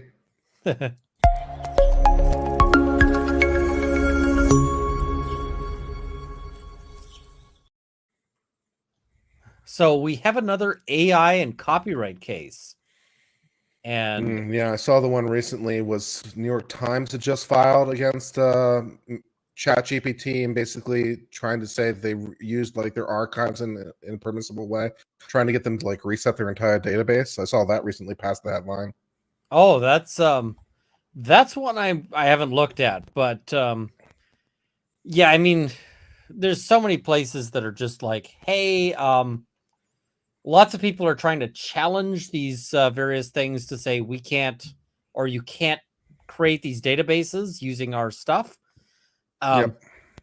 I actually think that I don't like those cases. I think that they're kind of weak from a philosophical standpoint. Mm-hmm. And the reason why is that, like, I do some art, and I can tell you I spend a lot of time looking at like leatherwork designs in order to come up with my own designs, right? Right. And it isn't that I'm copying them, because when I'm sitting there actually doing a leatherwork design, I'm doing it in my head. Sure. But I look at the stuff other people design in order to get ideas for myself. And so it's like, how is that any different than what this AI is doing? Yeah. So artists look at art all the time. In fact, one of the bits of advice that like young artists will get is to like start trying to imitate people's styles. If you go to art school, they'll say like, we want you to paint this in the style of Rembrandt or in the style of whatever, and then eventually you develop your own style. So I'm like, if Midjourney is illegal, then isn't art illegal? Like, yeah. So that's kind of my thought. But this is the opposite. This is a guy who has a computer AI system, and he wants copyright over it. And he applied for a copyright registration. They said, no deal. Yeah, no. So, and I mean, we've already got Stephen Thaler. Of course it's Stephen Thaler. Of course it's Stephen Thaler. I don't know Stephen Thaler, so tell us about Stephen Thaler. Yeah, no, this guy's a bit notorious in this circle. Yeah, he got slammed down. He's done the same thing in the patent office, and the Supreme Court already told him to go away on the patent office for basically these exact same claims. He filed a patent saying that the computer itself was the inventor, and the patent office is like, you can't do that. And the Court of Appeals for the Federal Circuit's like, you can't do that. And the Supreme Court's like, we're not going to hear the case. And so now it's just basically the same thing. It's the exact same thing. The Registrar of Copyrights has denied copyright to Stephen Thaler because it's the same thing. It's like, okay, the computer itself is the author. That's his argument. Not that I created it with the assistance of the tool. The computer itself is the author. The Copyright Office, Library of Congress already told him no. Now he's going to sue. He's going to lose. And the Court of Appeals is going to tell him to go away, and the Supreme Court's going to deny him. It's a stupid argument. He's already doomed.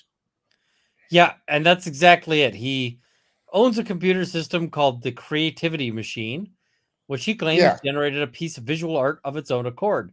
And you're just done right away. You're just done right away because you don't have an author. Well, he listed the computer system as the author and explaining the copyright should transfer to him as the owner of the machine. No. So who can own copyrights? Well, basically two kinds of people. One, humans. Two, corporations. But even in the case of corporations, the corporation as an entity can't create the work. It still needs people to do the work. Like the people who work for the corporation. That's like the whole idea of work for hire. Like a corporation can't create a copyrighted work either. Or I suppose they can only in so much as the people who work for them are creating it and it's work for hire. But like you fundamentally need a human being at the end of this equation somewhere. Yeah, and so he wants to basically say that the machine should have copyright. Yeah. He wants to believe, he thinks the Constitution requires it somehow. He thinks the Constitution requires that his machine be given inventor status, which doesn't even begin to make sense. I don't even know how that claim would make the beginnings of sense. I don't know either. It's a dumb argument. He was doomed to lose. He was absolutely, and I'm surprised it's all 15 pages. The only thing that surprises me about this opinion is that it's 15 pages long. I could do it in 5. I'm glad that they're giving thorough smackdowns of this guy, because I like the idea that AI work has no copyright. And I say this as a person who messes around with AI and might use AI work in projects. Like right now, the prototype for my board game, which is sitting right over there, uses AI images. I'll probably hire an artist when it's actually coming to a full, when it's coming to a full thing. But like, I like the idea that all of this stuff that AI is generating just lands right into public domain. Yeah, like so. I think it's worth mentioning that whether or not like ChatGPT, Midjourney, etc., is violating copyright is separate and apart from the issue of whether ChatGPT, Midjourney can generate copyrighted works, right? So those are at least separate questions. So I think, and the court cases seem very clear, and I think the law's as clear as can be that no, you can't. Whatever you're doing, it's not copyrightable. So I know, like some of these, like Midjourney, and some people are like, "There's a copyright in this." I'm like, "No, there's not. Fuck you." In what they're generating, there's not copyright in it because there's no human creativity. The prompt itself is not sufficient. Yeah, and Midjourney claims claims copyright. Yeah, they can claim anything they want. It's bullshit. So they actually use that as one of the differences between a trial account, which they don't actually give anymore, versus like a paid account. Because they say that if it's a paid account, that they give you a license to do whatever, and it's an exclusive license. Yeah. Whereas they're saying like, you don't have a license to use it for certain purposes if it's, one of the free accounts. And I'm like, I don't think that's true. I actually think it's definitely not true. It is 100% not true. Midjourney may be saying a lot of things, but it's bullshit. Anyone, as far as I'm concerned, anyone who's ever used Leonardo, Midjourney, Stable Diffusion, ChatGPT, any of this stuff, it's all copyright free. Yeah, and that's my take on it as well, is that it's just, if anything, it's adding to the public domain, right? As opposed to adding to the private, restrictions there. And I think that's a good thing.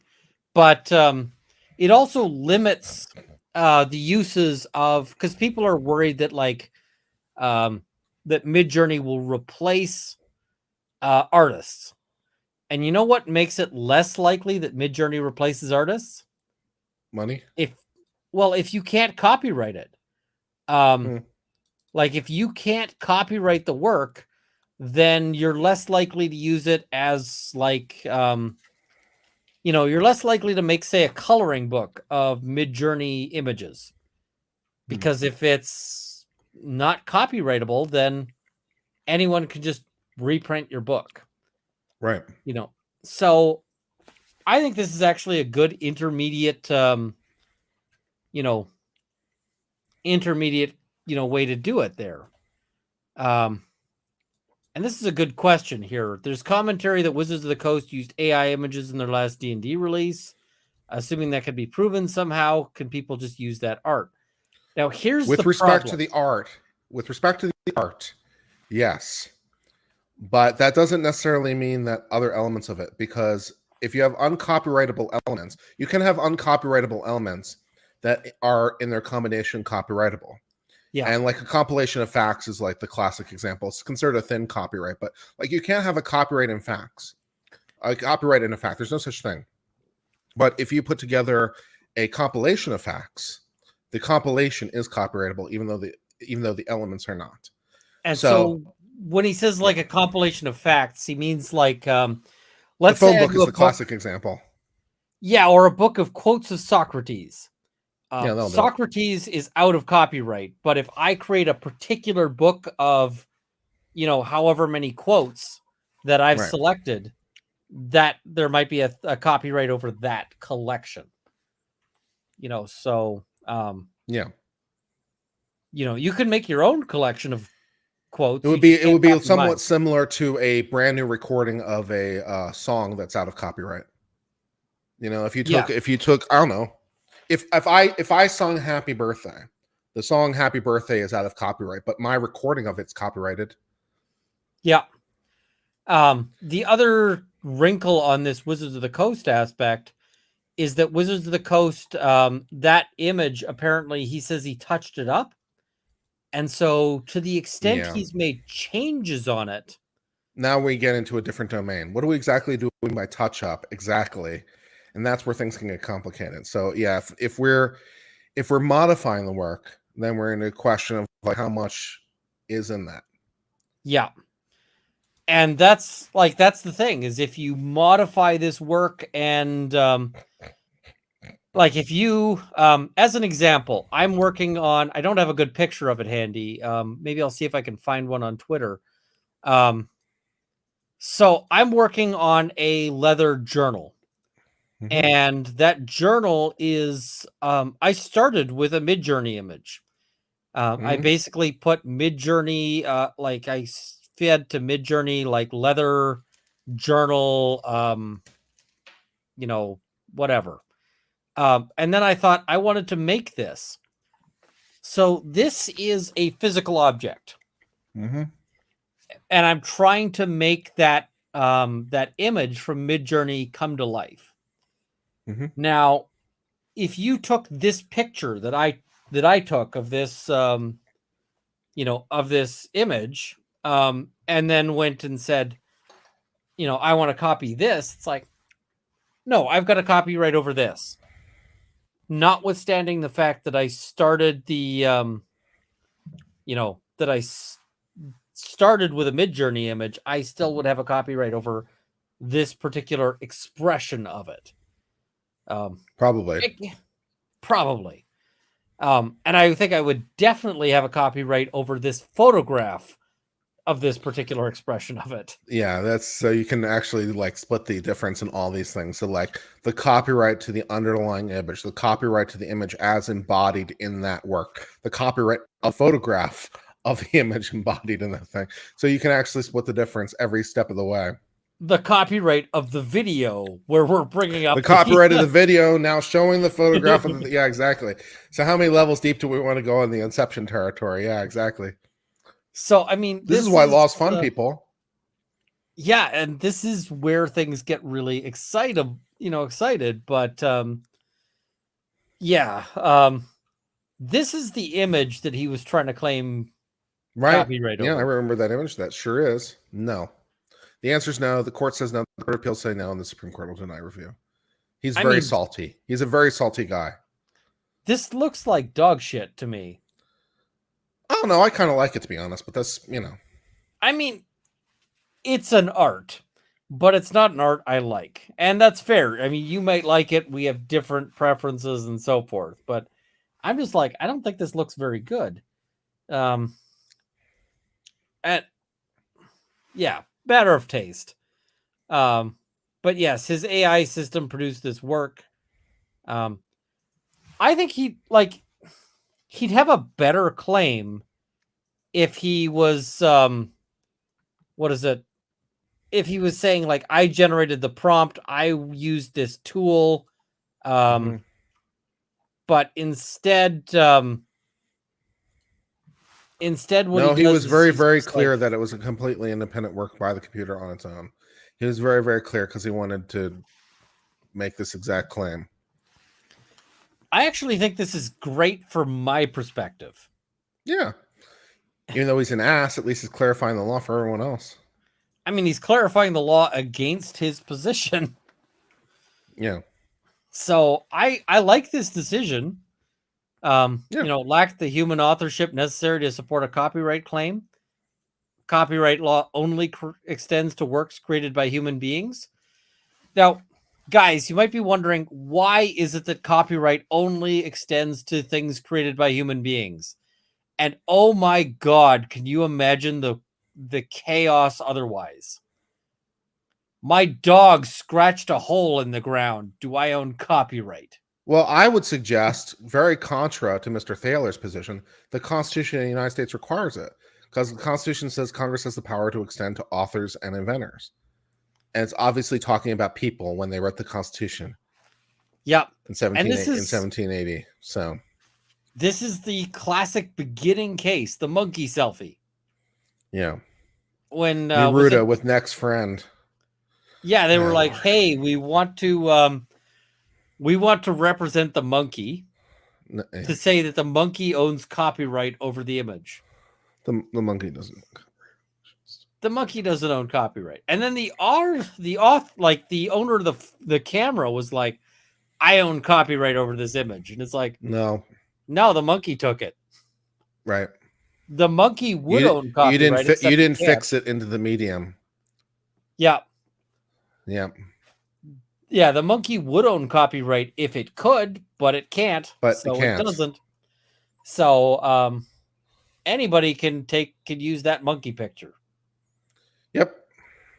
So if you want to make an NFT of that monkey picture, nobody will buy it because NFTs are crap. I'm just like, how did NFTs ever become a thing? I don't know. That's a very good question. Somebody tried to explain. It's emblematic of people. Fools and their money are soon parted. I don't know how anyone ever bought into this.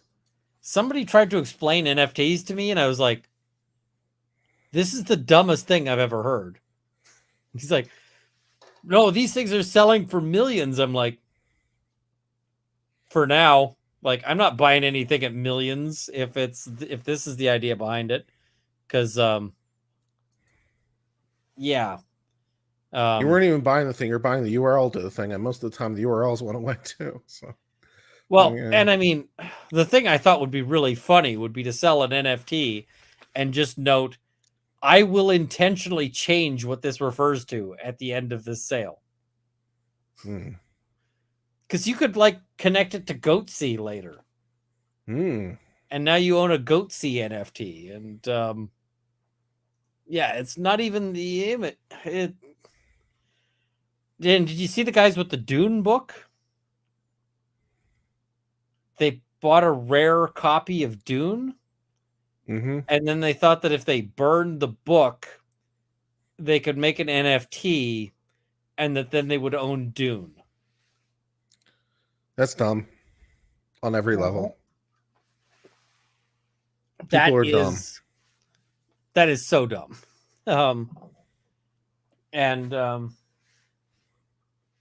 I know Johnny Depp did some NFTs. I think that's dumb too. Sorry. I'll give you an NFT of my next bowel movement. That'll be good. Trump did some NFTs. And they're dumb. Yeah. James Randolph said NFTs are non-fungible. They live on the blockchain. You can't just change a URL. You bet I can. Because if that URL is links to ianrunkle.com/nft007.jpg, I can take down whatever JPG that is and replace it with a symbol with whatever JPG I want. So you could buy it as some sort of picture of an ape on, doing whatever. But then I replace it with, I don't know, a picture of this knockoff Vicks Vapor Rub. Like, and there's nothing you can do about it because it's only a link. That's it. And you don't actually control the destination point of that link. Yeah. Proper NFTs should contain a hash of the actual data of the file. Cool. You own a hash. Yeah. Well, and also if you own a hash, what are you going to do with a hash? Like, cool. You don't actually have copyright of the image. You don't actually have, anything like that. So. And most hashes are one way. So, enjoy your thing that you can't back engineer to the underlying thing. Yep. So if you bought NFTs, I'm sorry that you made bad decisions. Like, it just. And I got into a dispute with a guy. It was funny because I posted on Twitter about NFTs are dumb.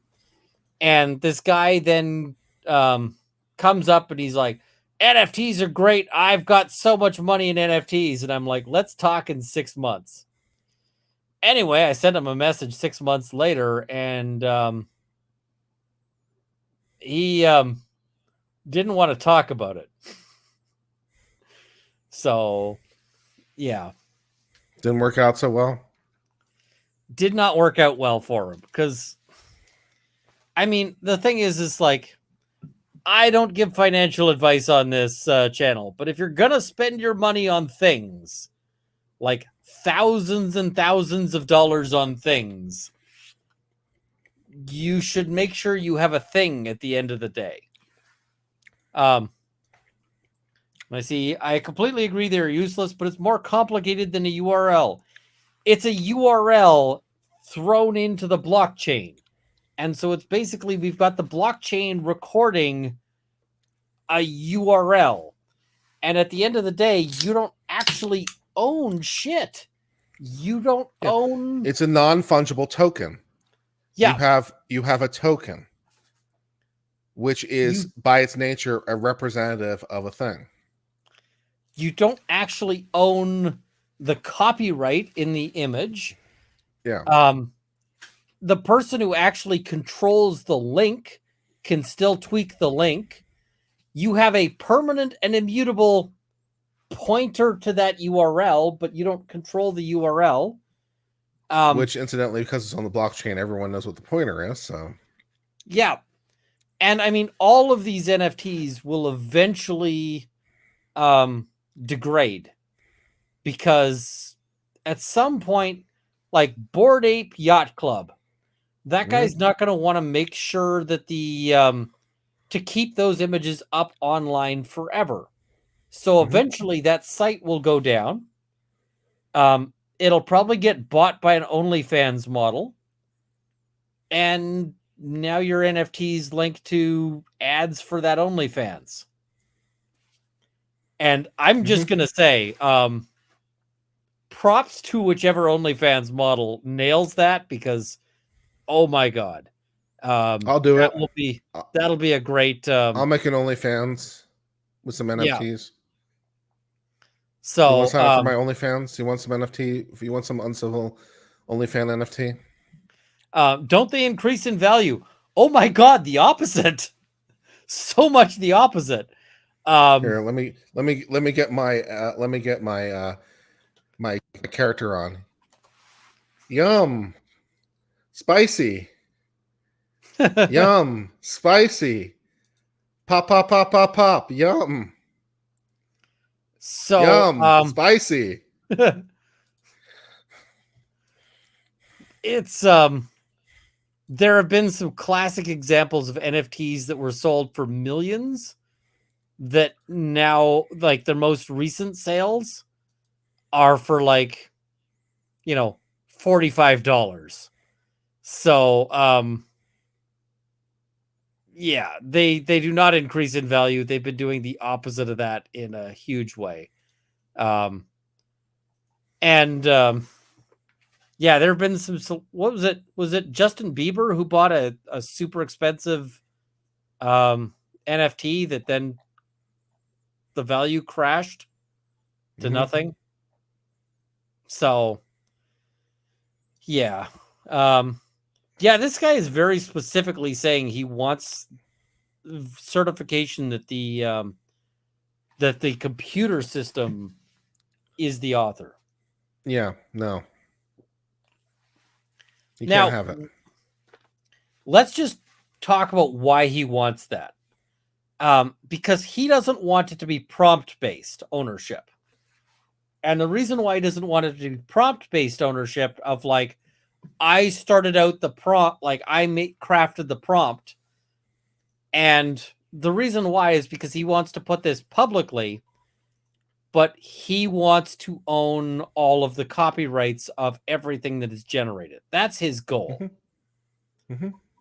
Whereas if I'm the author of the prompt and there's a copyrightable interest in that, then I get the then I end up with the copyright. And he doesn't want that. He wants it that he has the copyright as the owner of the system. So, and I mean, Midjourney makes the same example, like the same argument that they own the copyright, although they only make that argument to say that they will license it to you if you are a paid member. They're going to lose that. It's okay. They're going to lose that, but I at least like that there is that license, because if if somehow a court decision finds that there is copyright in these generated images, that's fair. I'd still like to be able to use the images I generated without having to make a further deal with them. I appreciate that. Oh, and we've got to roll this.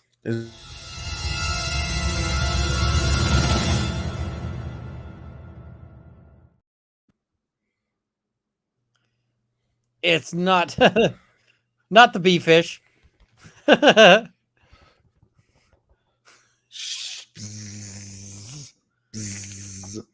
love the bee fish. Yes, I did too. Castrol, they were concerned I wouldn't like it. They were concerned I wouldn't like it when they sent it to me. Oh no, the bee fish is amazing. It doesn't even sit on my back shelf. It sits right on top of my interface from my microphone, so it always looks at me all the time. So it's always within arm's reach. Now this is interesting.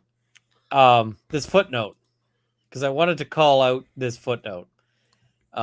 In pursuing these arguments, plaintiff elaborates on his development, use, ownership, and prompting of the AI generating software in the so-called creativity machine, implying a level of human involvement in this case entirely absent in the administrative record.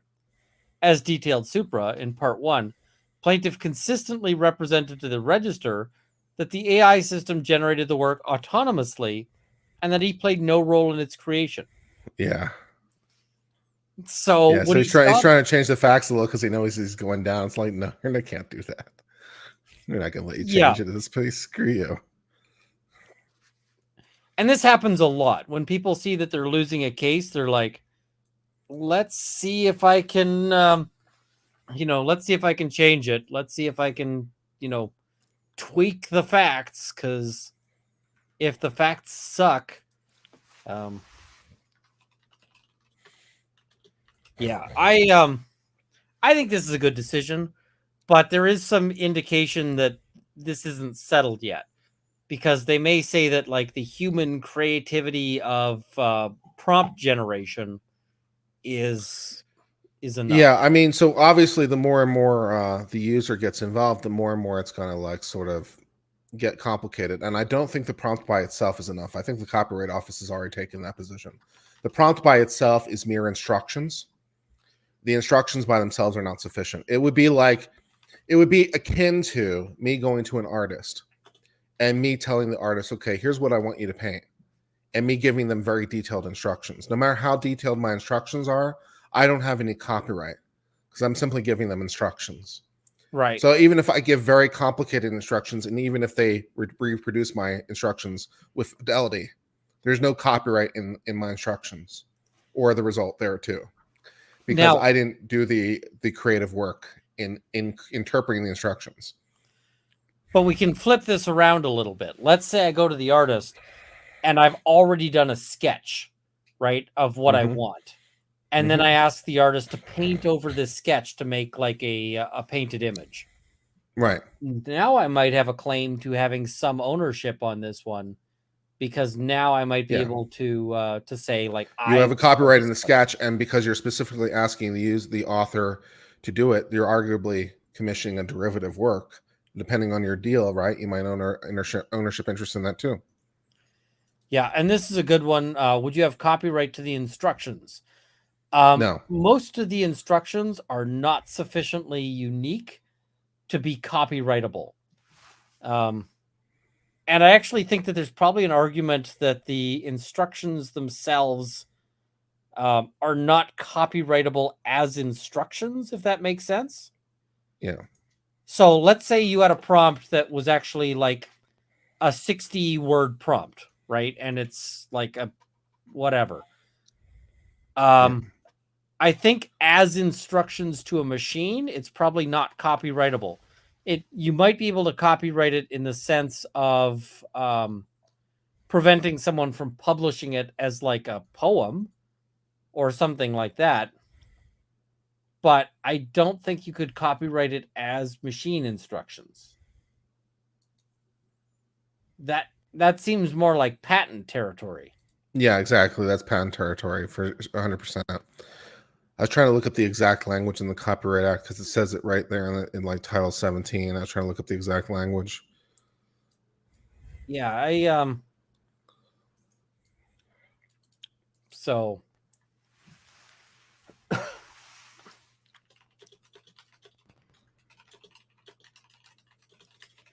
I just I feel like that one is difficult. This is an entirely separate topic that maybe I would love to. This would be great if we could get Leonard French on. Yeah. So it's 17 USC 102B.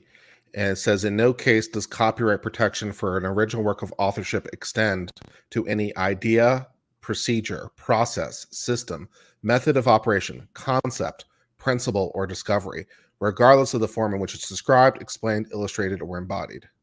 So basically, long story short, no. You can't get copyright on the idea. This connects to a question that just came in. What about a recipe? Those are instructions.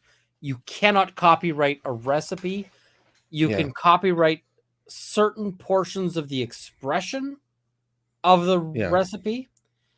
But if the actual underlying instructions themselves are not, but you theoretically could get a patent for it, depending on whether or not you can, prove it's non-obvious. But you could theoretically get a patent for a recipe, because what is a chemical composition? It's a recipe. You put these things together and you get this result. So it's at least theoretically possible to get a patent for a recipe. The reason you wouldn't, of course, by the way, is that you make the recipe known when you're trying to usually keep it a trade secret. So, the other thing with recipes, if you're wondering why recipe sites online suck so hard, is it's partially because of copyright law. So when you see, like, when you go online and there's a recipe book, or there's like a recipe page and it starts with, I first made this recipe when I was a young girl studying abroad in, wherever. Like, it's because that story that they tell you about their childhood, that's copyrightable. But like, put 2 eggs in the bowl is not copyrightable. there's not sufficient creativity in that sentence, and there's not sufficient creativity, and you can't copyright the idea of putting eggs in a bowl. Like whether it's 2 eggs or 4 eggs or whatever, you can't own that under copyright.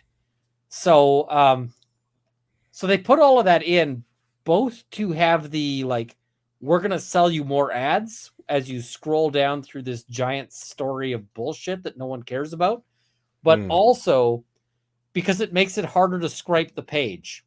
Because if you scrape the page and you get all of that and you copy it, then you're going to get sued.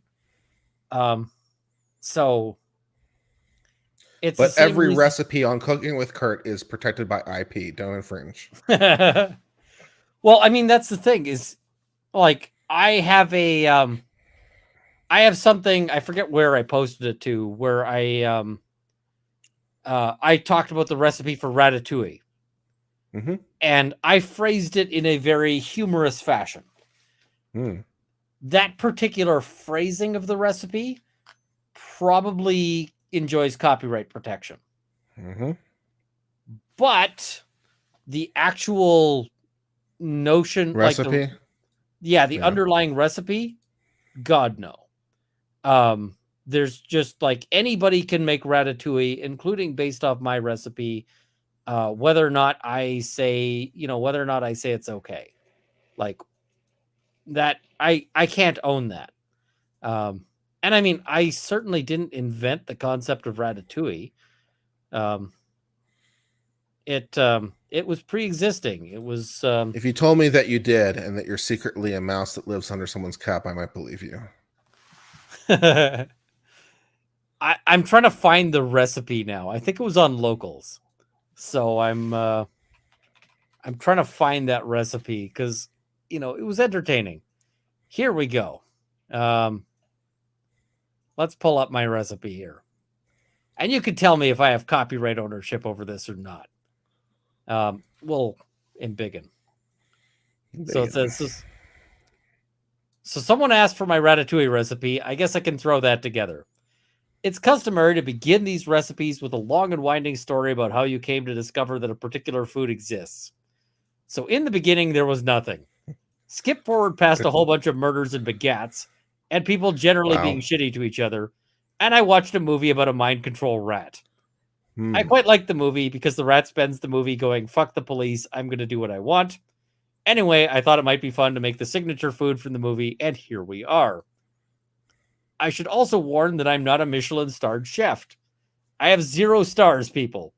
This is only because the Michelin Tire Company does not have a system for awarding negative stars. If they were to give any sort of rating to my cooking, it would usually be all weather. Like it. So I'm not going to be giving exact amounts here because that's not how I roll in the kitchen. Everything's going to be pretty approximate. The core of the Ratatouille is 4 vegetables: tomato, zucchini, bell peppers, and eggplant. We're going to start with roughly equal amounts of each. If you have to err on the side of something, err on the side of tomato. When I say equal amounts, I mean by volume rather than by number. We're not doing 1 eggplant to 1 tomato here. I go with Roma tomatoes because they're often cheaper and they taste better. We're going to want to peel our tomatoes, and this is ignorant work unless you cheat. So we first get a pot of boiling water, cut an X shape in the bottom of each tomato, and they go a few at a time into the boiling water for a minute or 2 so the skins can get loose. Then they get taken out, dunked in cold water to chill them off, and peeling them becomes a breeze. I know someone out there is going to be horrified and is going to mention that we're losing valuable nutrients this way. Let me be clear. We are not medieval peasants here. We've got spare nutrients. No one reading this is going, gee, Pa, this was a real thin harvest. How will we survive the winter? You'll live. Trust me on this, it's not worth it. Plenty of recipes online will tell you to use canned crushed tomatoes or tomato sauce. These recipes are written by terrible people who hate flavor, and you should not listen to them. Fresh tomatoes. We're not fucking around with a whole lot of cooking to achieve bland. Once you've got your tomatoes peeled, you roughly chop them up into chunks, and they can go into your giant-ass stock pot, brackets gasp, to start stewing. Instapot or death is all I have to say at this point. Don't worry too much about the sizes here. The tomatoes are going to melt down into delicious tomato goo. Our other core vegetables are going to be a bit more work. For the zucchini, peppers, and eggplant, all of them need to be cut up into bite-sized chunks. Each of them then needs a brief trip to a hot frying pan so you can put some browning on them. You can skip this step, but you will achieve a vastly inferior product in the end. Remember what I said about we're not doing all this work for bland? Do the frying pan thing. It's important. I'm not going to give exact specifications for bite-sized. You know your own mouth. You know what fits in it. Pick a size you'd enjoy putting in your mouth in the dinner table context. Use olive oil for frying. I like that. That's a nice touch, Ian. I respect that. After you finish browning each round of vegetables, it can go into your gasp. There's no. What other context would there be, Ian? Not going to clarify. Just chop vegetables until your cutting board is full, then brown, then toss into your gasp to make room for the next round. This will take you a little while. Your core vegetables on their own are going to need some help. So we want onion here, not as much as your core vegetables. Give it a bit of brown too. Same goes for garlic. Personally, I like enough garlic that it makes the UN weapons inspectors nervous, but your mileage may vary here. You'll also want spices. If you have a herb de Provence mix, then congratulations. This shit is going to be easy. Chuck an amount in there that you figure will taste good. I don't know how much this is because I don't know how much veggies you threw in there. Maybe you're making this for 2 people. Maybe you've got a giant witch's cauldron full because you're feeding 60. Hopefully this isn't your first time adding spices to things. If you don't have the herb, you want thyme, basil, oregano, maybe some parsley. You're also going to want salt. And you're going to want more salt than you think you want. You know why food always tastes so amazing at a restaurant and then kind of disappointing when you cook it at home? Like if you're like me and have 0 stars, it's because restaurants put in embarrassingly large amounts of salt and butter. You're not wrong. Oh, it's that is like an important cooking tip. So eyeball it to see how much oil is in there after your vegetables went in. Often you want to add a little more olive oil, but keep in mind that this is a stew and not a lubricant.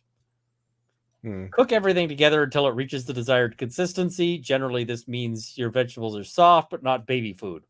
But again, this is a matter of taste. It'll still be delicious if you turn it into a puree, but generally a little bit of texture is good. Probably will take a couple of hours. Ratatouille is excellent the day you cook it. It's even better the day after. Don't eat it if you've waited until it's got mold. Online, you'll find all sorts of fancy preparation, pairing, etc. suggestions. This is peasant stew, folks. Pair it with great big chunks of bread covered in butter. Skip the bread if you've got celiacs in your group. Think about it. It takes some time and some effort in terms of slicing and browning and so forth, but it's pretty simple overall. This is a recipe that's overall fairly hard to screw up. If you're like me, you'll manage that anyway a few times before you nail it. Anyway, that's it. Again, this is a peasant food, so you don't need to be super accurate about anything. Enjoy. Yeah, I respect it. That's very fun and definitely copyrightable.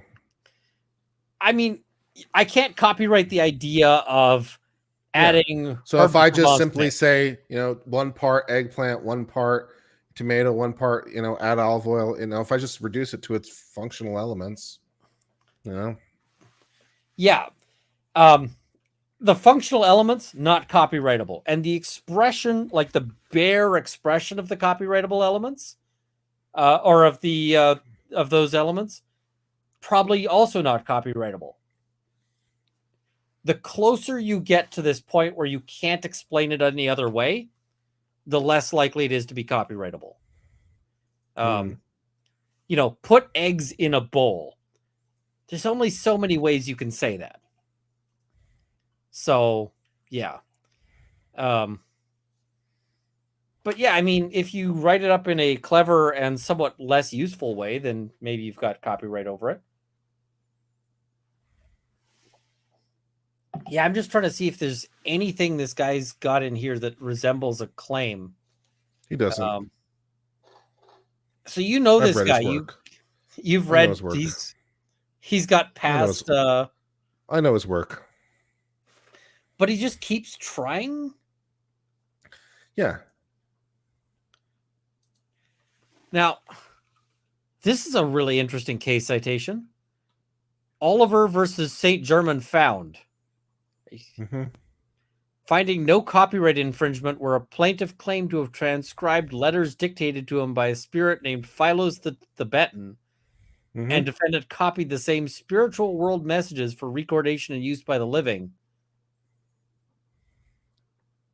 Yeah, because if you're merely transcribing the word of the divine, then you're not an author now, are you? You can't copyright whatever. You can't copyright the word of God. God does not get copyright. If God wants copyright, he can file like anyone. And they also refused to recognize copyright in a cultivated garden. They said that the garden owed its form to forces of nature, even if a human had originated the plan for the initial arrangement of the plants, and as such lay outside the bounds of copyright. I might go the other way on that one. I'd have to actually read it. And they've also got Naruto and Slater. Yeah, that one was dumb. That was the monkey. Yeah, the crested monkey cannot sue under the Copyright Act because all animals, since they're not human, lack statutory standing. I also like how they think that they've got the right to name the monkey. Like, how do you get to decide that Naruto is the name of the monkey? It's a fair point. Maybe the monkey thinks it's got a different name entirely. You know, if you're sitting there trying to claim that you have the rights to, like, or that this monkey has rights, maybe don't decide you can just name it offhand. And in fact, plaintiff can point to no case in which a court has recognized copyright in a work originating with a non-human. Yep. I don't expect that to change unless the statutes change. Yeah, and it's not clear how far they can change because you have a constitutional barrier. Yeah, the Constitution of the U.S. provides that they have the power to create copyright for authors and human authors, which is namely people. So does that imply by exclusion that they don't have the power to? If you read the Constitution the way I do, it does, because the federal government is one of enumerated powers. So every power that the federal government doesn't have is one that belongs to states. So since the government only has the power to authors and inventors, they necessarily don't have the power. Yeah. The way I read the Constitution, it sure does. Would the states then have the ability to create copyright for? Probably yes. Probably yes. And there's some precedent for this. Although there's not much state copyright law still floating around, there's a little bit of state copyright law floating around, particularly for New York because of the publishing industry. There's still a little bit of state copyright floating around. So yeah, maybe the states could do it. That'd be interesting. Some state somewhere recognizes it as a matter of state law. Could be fun. So you could get like one state that recognizes AI works and another state that recognizes monkey works. And that'll be interesting. And then you have it flowing in interstate commerce and all kinds of fun stuff going on. And I see somebody saying, by that argument, what gives parents the rights to name their children? Parental thing, like you've got a parental standing, as opposed to this is a monkey I've heard of on the internet, because they never actually met the monkey. Like they never actually interacted with this monkey. They don't know where the monkey is. Like, wasn't it just a monkey in a jungle somewhere? Yeah. So how do you get to name this monkey when you've got no connection to the monkey? Yeah. So I like how we got the little seal there next to the signature. That's a nice touch. Oh yeah, that's fancy. And Beryl is an unusual name. I don't see a lot of Beryls around. Are you a firearms lawyer? Yeah. Should I see a lot of Beryl names?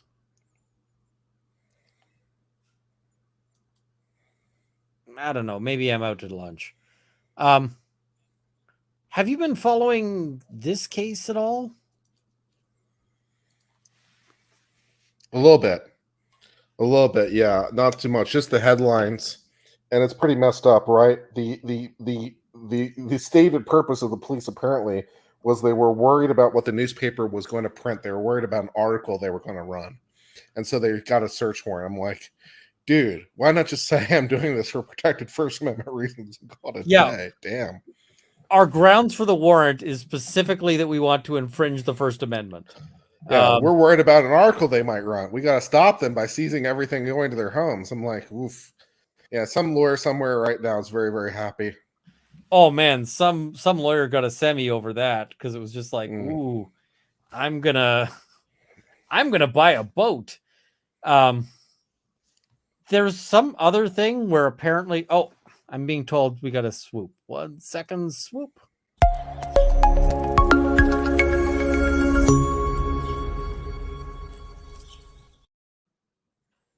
The other thing that was astounding was initial reports that the search warrant application was just the warrant and no grounds for the search. Like, here's the warrant we want. Good. And no supporting affidavit. I seem to remember something about that in the Fourth Amendment specifically, by the way. Like, yeah, their apparently their affidavit was just the draft text for the search warrant. That's good news. That's great. Yeah, I'm just like, The Department of Justice has guidelines for this for exactly this reason. These don't go through anything like the guidelines. Yeah, I was just like, oh my God. So we're gonna see what's going on. I've seen that there are some issues about I like how the newspaper is like, seized but not stopped. My editorial note in the editor would be, hey, police, fuck you. That'd be my letter from the editor.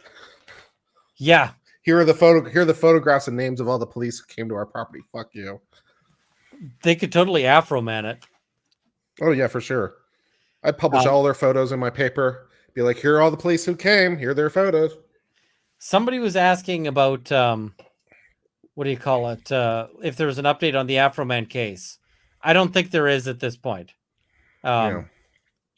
Afro-Man will win eventually. Police will be salty. Yeah.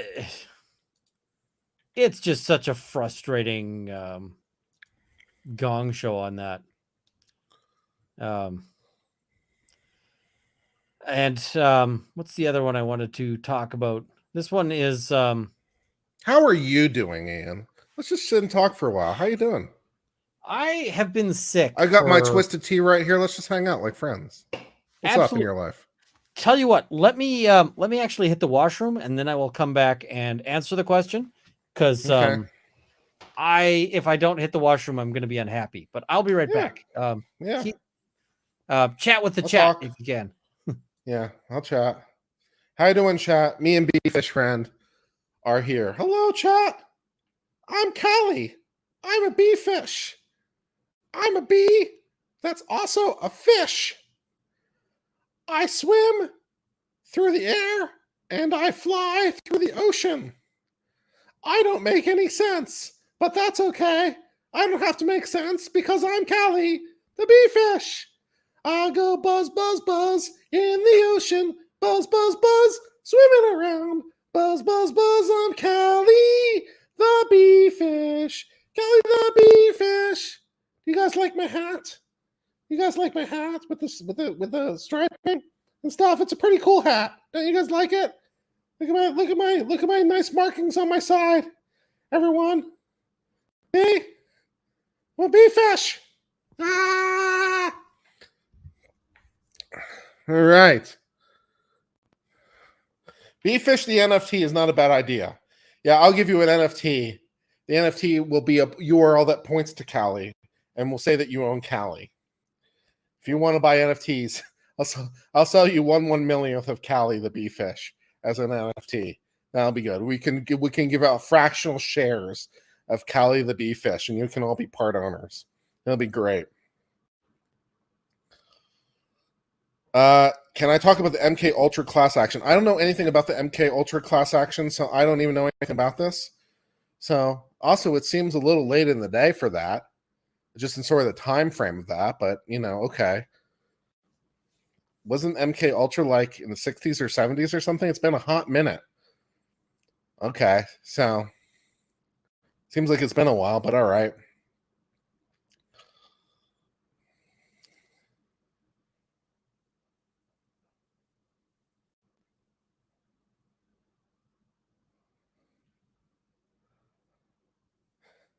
Yeah, so I don't know much about Cal. I don't know much about the MK Ultra class action.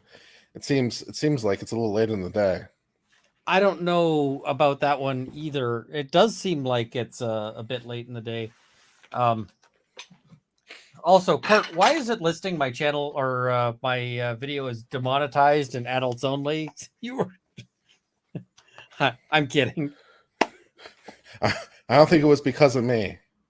I'm not wearing any pants, but YouTube doesn't know that. Well, they do now. Just don't stand up. That's an important thing if you're not wearing pants. I've got a party in my pants, and everyone's invited. No invitations.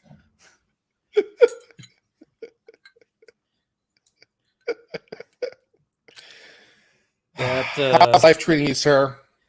I have this lingering sickness. I got sick in the UK, and it started out as a flu, and it moved into my lungs, and I managed to rock some lovely pneumonia out of that. And so that is still lingering. I've been coughing my lungs out. I have been taking a whole lot of like anti-coughing medication, which is how I'm able to do this stream without too much trouble. But it's slowly clearing. But yeah, it's just my lungs are full of crap and I'm slowly coughing it up. And that's not a lot of fun. But have you done Mucinex? I often find that helps. Yeah, Mucinex I find helps, and zinc I find helps a lot for those kinds of things. The Mucinex has been helping. The other thing that's been helping is the sort of knockoff vapor rub stuff. Yeah, okay. So it Robitussin solves many problems. Oh, I mean, my clients swear by it, but for different reasons. I find it's just going to take a while to sort of cough up all of that stuff, which I know is like one of the least pleasant topics on the planet. But we're all bonding here. We're all friends. It's fine. People have asked, is it COVID? I took 3 tests. They all came back negative. I'm pretty sure it's not COVID. There are sicknesses and illness that are not COVID, even ones that involve the lungs. Yeah, that's the thing. It's just flu, right? It's just that's it.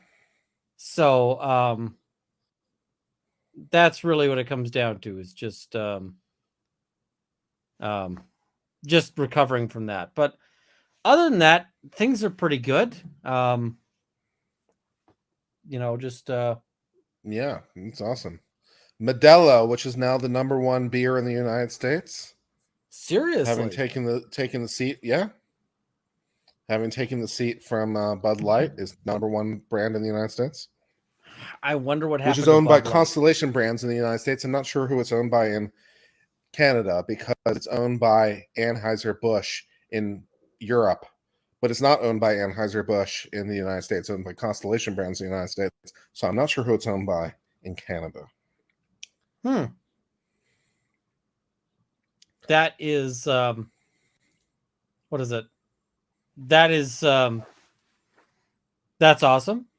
I mean, Modelo is a great beer.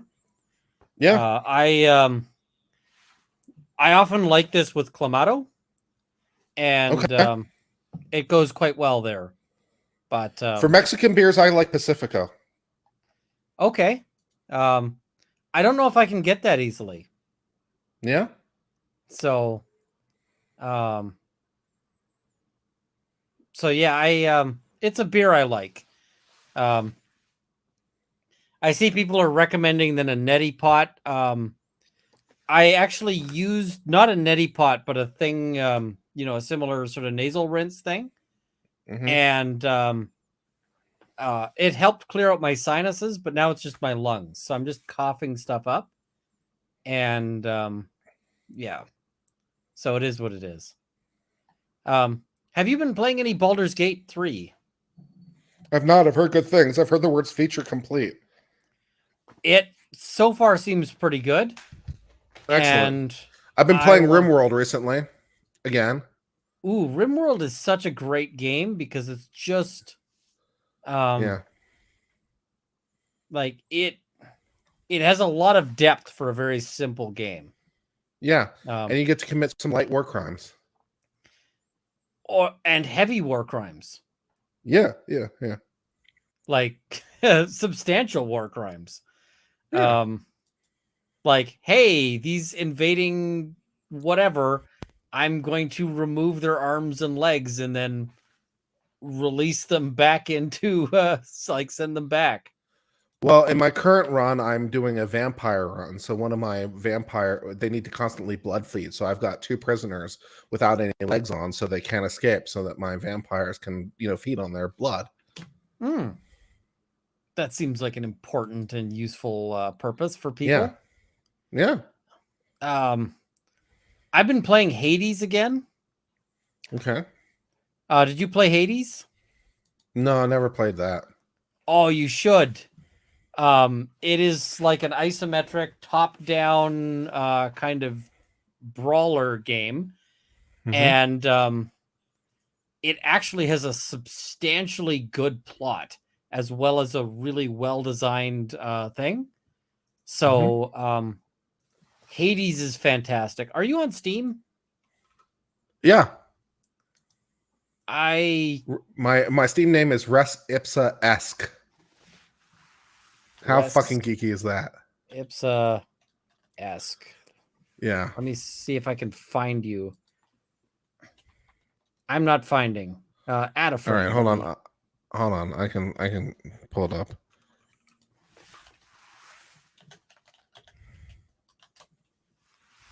Oh, I think I found Res Ipsa Esque. Yeah. And it's pretty hardcore geek. Yeah, there's only one, so I assume it must be you. Yeah. Oh, and you're a member of, there's apparently a Lawful Masses group. So I've joined that. That's nice. So that makes sense. Yeah, it's a good game.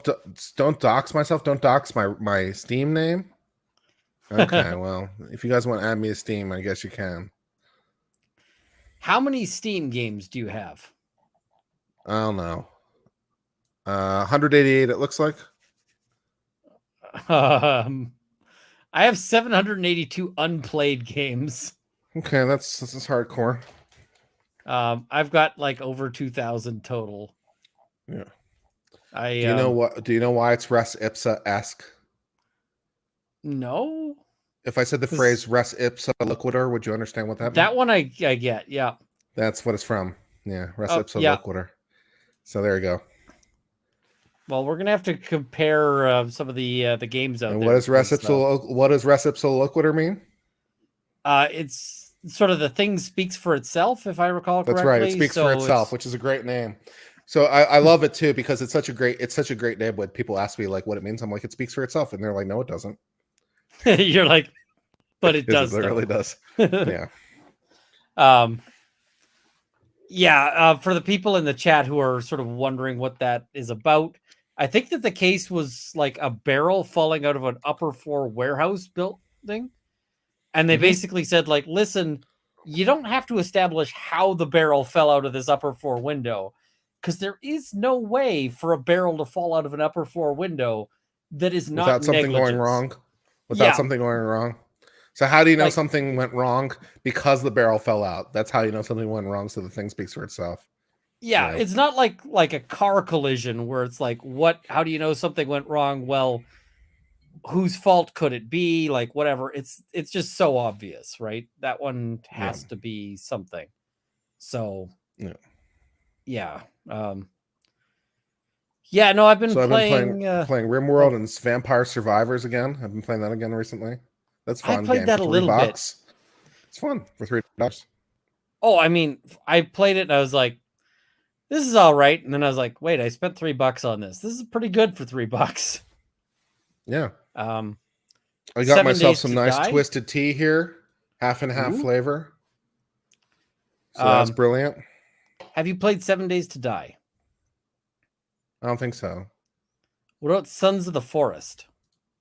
No. Those are I feel both like I'm sort about of to get a game education from Ian over here. Sons of the Forest, is basically you are on an island that is full of like cannibal tribesmen, and you're trying to solve the weird mystery of this island. The forest is pretty good. Sons of the Forest builds on it, so I recommend starting with the forest because the forest still, I think, holds up. 7 Days to Die is, I think, the best zombie game I've played. You can build things, you can go exploring and like digging stuff up. It's a really good one. So I really, yeah. Well, recently I finished my level 4 improv classes. Nice. So that was fun. And I started doing this new acting school called Meisner School of Acting, which sounds kind of methody. I'm not familiar with it, but I just did like my first class this week, and I'm not sure I get yet or what it's supposed to be, but I'll get back to you. And then I've got stand-up comedy classes on the 30th. I decided to take formal classes on stand-up comedy because I figured that might be a useful skill as a YouTuber to be able to do. It's like I'm already doing crowd work with the chat. Yeah. So I think that's pretty interesting. I'm gonna learn how to be a stand-up comic, and I'll just be a deadpan stand-up comic. You just stand like up Mitch there Hedberg. and just like Mitch Hedberg or something. Just deadpan comedy.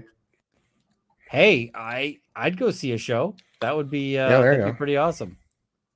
So maybe I'll be doing some sets. I'll invite you to my set.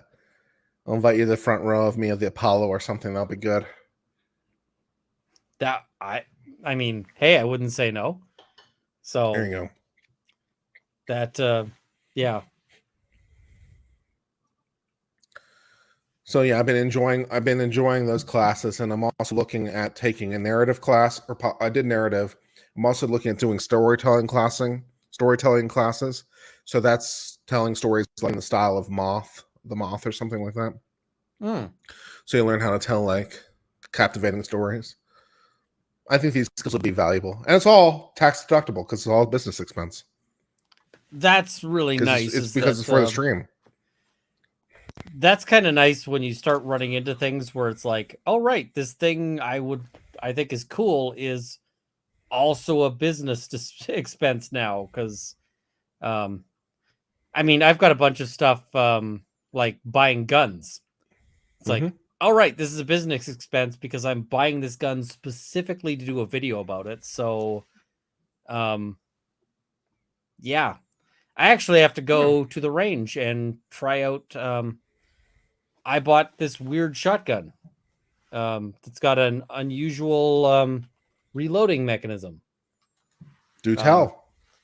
It's called an Alof's shotgun.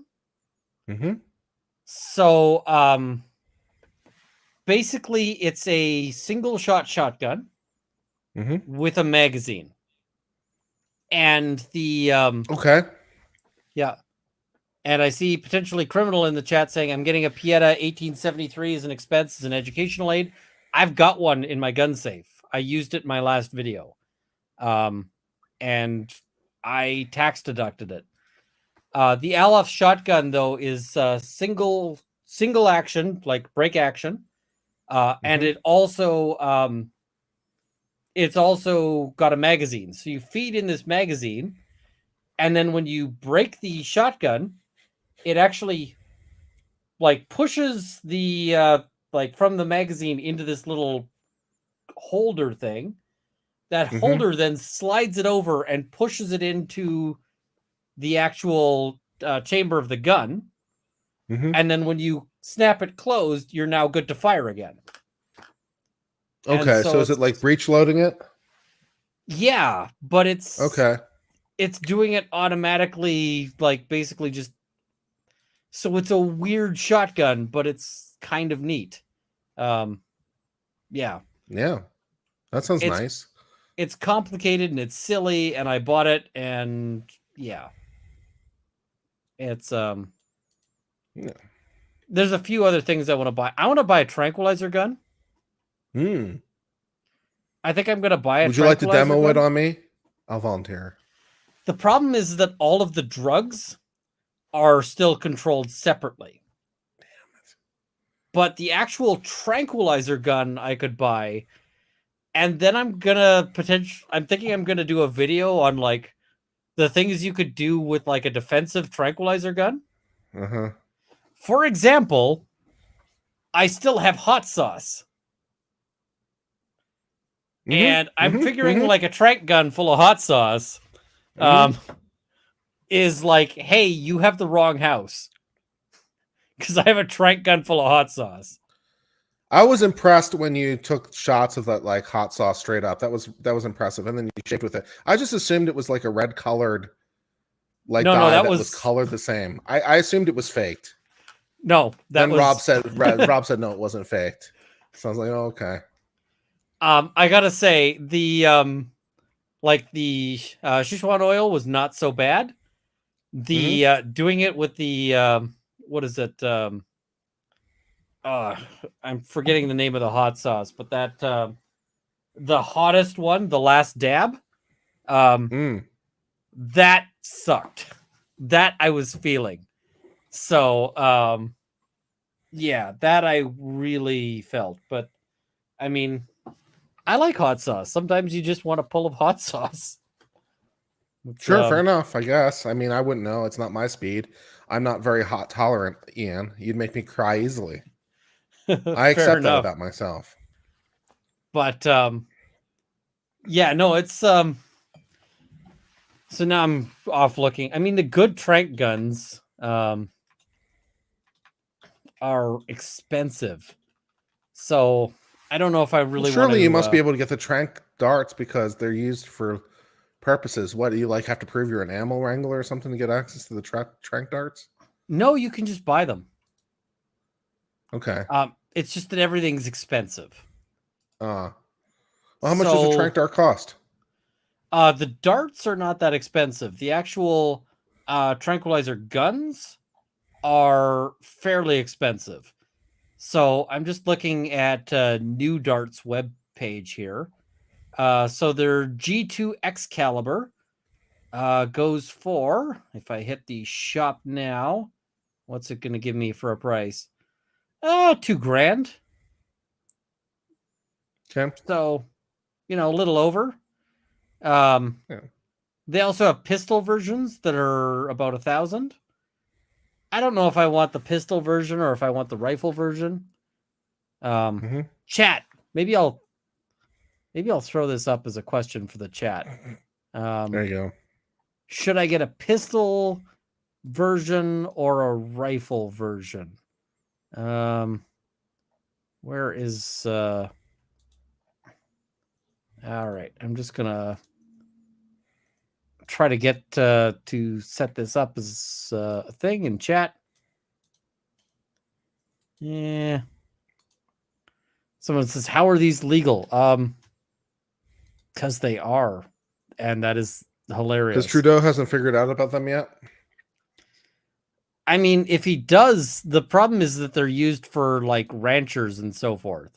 So, if you want to, if you want to ban them, then ranchers are going to have a real hard time like administering drugs to their cattle, which is really what they get used a lot for there. All right, start a poll. Trank gun ? Pistol, rifle. Yeah. Add an option. Both. Add an option. What are you? Crazy? Now, keep in mind, chat, you can only choose one option. It'll only let you pick one. So even if you think I'm crazy, but you also think I should buy one of those things, then you have to decide which of those is more. Exactly. You got to decide which answer is best answer. Exactly. Now I don't think won't... you're crazy, Ian. You're a very lovable guy. I mean, I think this is a cool setup. Now, I'm just wondering, like, is it legal to go hunting with a trank gun? And if so, how would you actually bring down a deer with it? Well, you track it and then you like finish it off, I guess, right? Yeah, except that you can't actually get the like you can't get the sedatives. So it would have to be like you fill it with something else to take the deer down. So I don't know. I thought you said you could get the sedatives because the ranchers get the sedatives. No, the ranchers get other drugs, not so much sedatives. The ranchers get, and I think you might be able to get the sedatives if you are like a rancher that goes through a veterinarian, but I don't have any cattle for that. So, all hat. Yeah, exactly. The hat's in the other room. Well, okay. That's not entirely true. I have a hat. I have this hat in the room. So it's a good hat. Yeah. But like for self-defense purposes, you could fill it with all sorts of things. Like, hey, congratulations, welcome aboard. Here's 3 cubic centimeters of brake clean. I feel like that. Yeah. Or I like this suggestion. Fill it with garlic butter sauce. A burglar enters in, you're just like, garlic butter. He's like, what? It's like, now you have to go to the hospital for to get de-garlic buttered. So, and how's your wife doing? She's doing well. She got a little sick as well, but she got better a lot faster than I did. So that's good news. Yeah. I feel like that is a happy place to be. Yeah, maybe I'll have to get like some ballistic gelatin and just show this like shooting in with like hot sauce. I am not going to do the thing that somebody suggested, which is test it on myself with hot sauce. That I feel would be real bad. You're already immune. I'm not immune to injected You've been hot doing the sauce. icocaine powder thing. Surely a straight up injection can't be any worse. I feel like it can. I feel like it can. So yeah. And there are cheaper models. There's the new Dart. So I don't know. Maybe there's ones that use cartridges to fire it, which make it louder. I got to decide what I want to buy. Seems like you have nothing but brilliant options there. Yeah, maybe I'll look for the longest range so I can do like a range trip. Make a zip trank gun. A zip trank gun. That I feel like that might get me into some trouble. But yeah, I could do a video talking about the legalities of shooting a trank gun. And yeah, now this one doesn't say what the range is. It just says that the ranges are the greatest and most accurate in history. But what does that mean? That's not very helpful. Can I reach out and touch someone? Can I hit them from like 1,000 yards? That'd be good. Not with a trank gun. But we just have to come up with really aerodynamic darts so we can do distance. Oh, it looks like they're saying you can reach out to 70 yards with a half cc. I feel like you got to up that. I feel like you got to take that and you got to figure out how you get 1,000 yards out of this with accuracy. That can be a project you can make a film with. How can I make this dart gun 1,000-yard dart gun? I feel like at that point you're basically just shooting a bullet at somebody. Yeah. So probably a dart gonna embed itself, yo. Maybe. Yeah, I mean, there's other things you could put in there like paint. Mm-hmm. Just dye. You could load it with colloidal silver just to get back to our original topic and just be like, bam. The guy's like, what? And it's like, cure for all COVID. In about 3 months, you're going to be a Smurf, sir. So I feel like the courts would have would take a dim view of you smurfing somebody. Well, I had been going to the gym a lot more recently, but I haven't gone in like the last week. I've been lazy since the whole anime Matsuri thing. I haven't gone this entire week. So I'm out of shape and I need to get back to the gym. I need to get my swole on. I was thinking about getting one of those, what are they called, like Stevia accounts or Stavia accounts or whatever they are, where you can like share your workouts and trying to get a whole community thing going where people can share their pumping iron. I thought that might be fun. I'd do that, except like I got sick. I haven't been running in like 2 weeks. Yeah. So I'm actually thinking I may need to what do you call it? I'm gonna need to start at like where I was several weeks ago. Yeah, that's fair. Take a step back, man. That's fine. Yeah, take a step back. Don't rush yourself into anything. Go easy on yourself. Yeah, I mean, I kind of want to clear my lungs out and then get back to running because I'm trying to stay in shape and so forth. So yeah. Yeah, I need to get back into it so I can get my swole on. The swole also helps with the depression somewhat, so that's nice too. That's fair. And what's the guy who does the TikTok videos of like, you need to do better? There's a lot of people like that. There's a lot of gym bros on TikTok, that's for sure. Oh, this is a guy who is against like gym shaming and people who are videoing each other at the gym. He's like, stop that shit. So yeah, I appreciate that because no, I appreciate that too. It's like, why would you make fun of the person who's out of shape going to the gym? Isn't that like exactly where they're supposed to be? That's exactly it. Yeah, that's kind of my feeling on that one. So yeah. Oh, yeah, it's been a good week overall. It's I can't complain too much. I might go later and just do some leather work. That sounds fun. Yeah, I want to finish that journal. I want to the plan is to have that as one of the items available for when I do the extra live stream. Mm-hmm. And is just have that available. I haven't yet figured out how that would work yet, but I want it to be available. Just trying to raise money for the kiddos.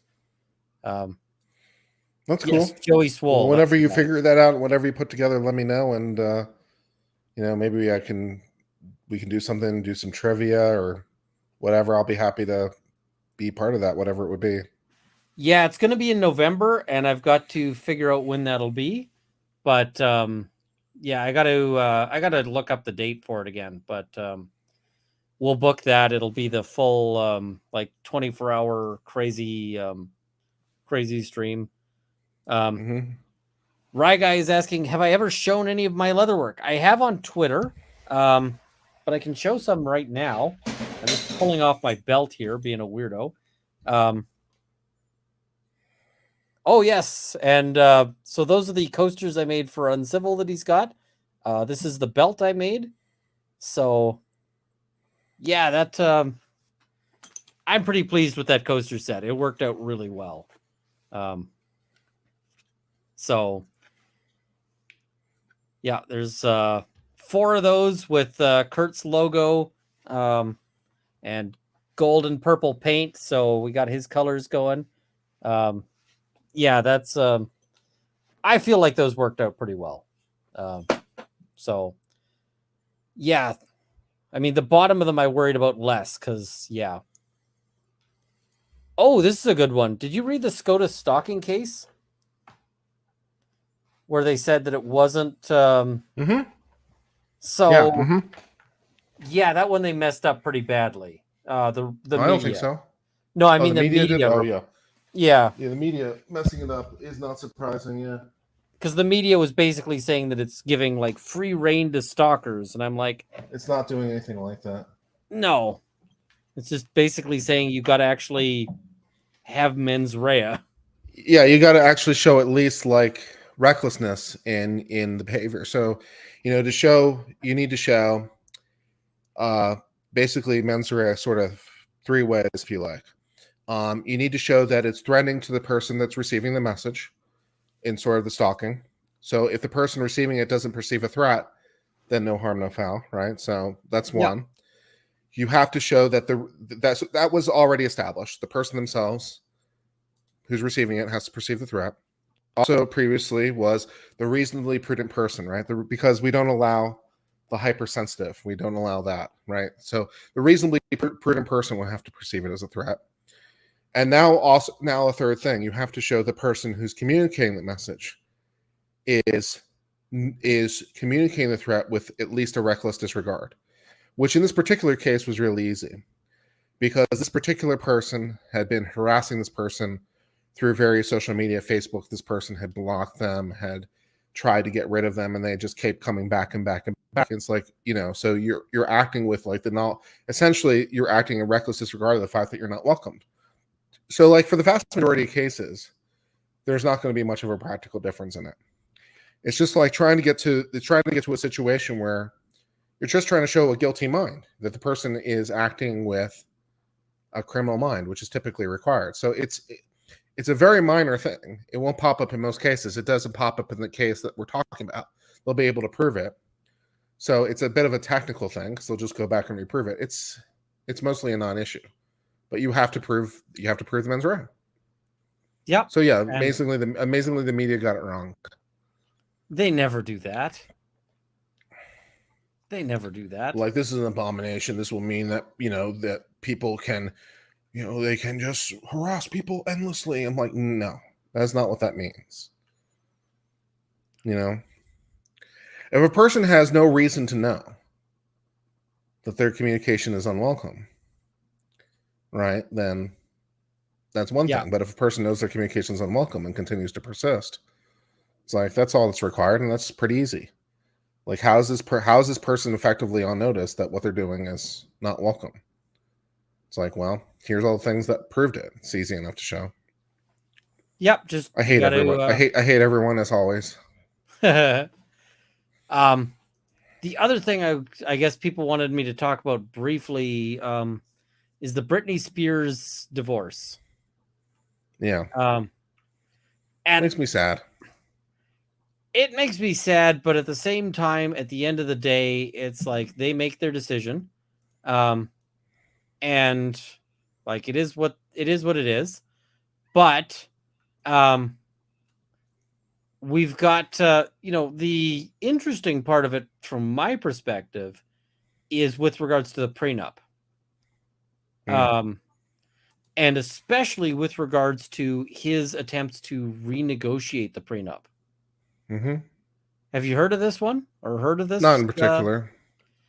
So apparently he said, basically, I will embarrass you publicly unless you adjust the prenup so that I can get more money. Mm-hmm. And I'm like, that sounds like extortion. That seems like criminal extortion to me. Yeah. Like, it seems like he could go to jail for that shit. Maybe. So, yeah. Don't commit the extortion. I hope that she takes the position of, you know what? I've already had my name dragged through the mud once. What are you going to be able to do? So like, what are you going to do at this point, really? Right? What could you possibly do to me at this point? I had a meltdown where I shaved my head. I was in a Yeah. conservatorship for several years. Like, Yeah. what else do you got? Because I've gone through hell and back, and I'm ready to just keep rolling. So, Yeah. I hope she tells him to go F himself, and and that's the end of it. But we'll have to see. She's been through a lot, like a lot. And so I really hope she's able to kind of shake that off and, and get to a better place. Because I feel bad for her. I mean, I feel yeah. bad for her as just a human being. It's like she's been through so much, and I feel like her father really mistreated her. Oh God, yeah. Based on the available information. I mean, that's the problem, is that like family. Her father was giving himself more of a salary than he was giving her, the person that was earning the money. Yeah. And I mean, this is the problem with like conservatorships that comes up all the time, is that, you'll get people who are like, I'm entitled to pay myself a salary for managing this. And so why shouldn't I pay myself $1 million a year or whatever? And in some cases, what you see is like the entire estate ends up pissed away on, on those fees that are being charged by the conservator. So, like in some cases, they basically bill out the entirety of the value that's there, and it's ridiculous, right? So, yeah. So I don't really know what's going on. I'm just sad about the whole thing. I don't know if he's threatening her or not, or what the deal is. And I'm not willing to sort of accept the public perception, because as we sort of just established like 5 seconds ago with the Supreme Court, with the media reports doesn't necessarily reflect reality. So I don't know what's going on. I'm sad that their relationship apparently has come to an end. It is what it is. But she was born the same year I was, 81. I think she's born that in like December or something. I think I'm like 10 months older than her. Yeah, it's rough. And I mean, it's hard to feel too bad for her, because she's she's made huge money over the years, but at the same time, it's like she's still a person. She's still. Has she made that money? Because like the money might have disappeared. Yeah, not due to her. It's not like she pissed it away and mismanaged it. Someone it's been stolen from her. So like, yeah, I mean, I hope she's still got. It's like you're in a conservatorship because you can't manage your affairs, yet you're on a worldwide tour, singing and like leading dancers and backup dancers and everywhere else. It's like, what bullshit is this? Well, and also, you're on a conservatorship, and because you can't manage your money, and so we're just gonna take your money, like right. Like that's where I'm just like, seriously? Like, come on. Yeah. So I feel bad for her, notwithstanding the fact that she's probably if it is true that this guy is doing that, it's like she can't catch a break. The people that are closest to her continue to try to like exploit her and take her. Is like her own father tries to exploit her, and now her husband is trying to exploit her. Well, and that's got to be lonely as hell, right? Where you're sitting there in this world where everybody has basically tried to use you as a piggy bank your entire life. That's going to be like, how do you trust anybody? Like, how would you just to function as a human being, right? You got to have some trust in the world. So. Well, I feel a lot better by suing my father and running him into bankruptcy and taking whatever value he has. He ruined my life, might as well ruin his. I mean, make me feel marginally better. I could certainly see the merit in that. I may not win. I may not get any money back, but I'm sure as shit going to make your life miserable. Yeah. Like, sucks to be you, man. It's time to face a reckoning here. So, yeah, we'll we'll see. But I initially thought like, hey, you know what? I'm not going to be interested in this file. I'll leave this for Rob because he, it's family law. Yeah, I'll leave it for EDB because she does a lot of the pop culture stuff. I don't really want to yeah. touch this. But then it's now potentially becoming a criminal file. And if it's going to be a criminal file, then I'm interested, in terms of like, let's see what's going on. And I'm not convinced that whatever problems Britney Spears might have is really much better than much of Hollywood. Like whatever problems she has in sort of her mental health and stuff, it's like, have you taken a look at Hollywood? Like ever? It's like, is she really that much further gone than everybody? It's like, I mean, that's the thing is it's such a weird, it's such a weird microcosm of the world. Yeah. So I don't know. I just don't know how you deal with that. Like somebody was like, "Hey, what happens if you become like Mr. Beast level big?" And I'm like, first of all, that's not a worry. Like this is not an actual concern that is going to be a thing in the world. But I think it would be harder than people sort of think it would be. And Mr. Right? Beast is now stuck in litigation. He's suing his food vendor. They're suing him. Oh yeah, and he's going to be stuck in that litigation. The thing is when you get to a certain amount of money, you end up with lawyers who are just working for you all the time. Like, most people don't have that where there's like a lawyer handling your shit at any given time. Most people hire a lawyer rarely and for like a specific thing. You almost need a lawyer as an in-between for everything. Because you don't know when someone's going to say, oh, they said so-and-so to me, or they made such and such promise to me, or whatever. Yeah. It's like you almost need a lawyer as a go-between just for basic stuff, right? Yeah.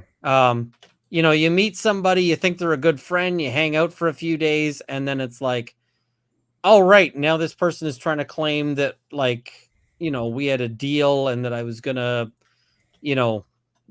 market their product or something, right? So exactly. Yeah.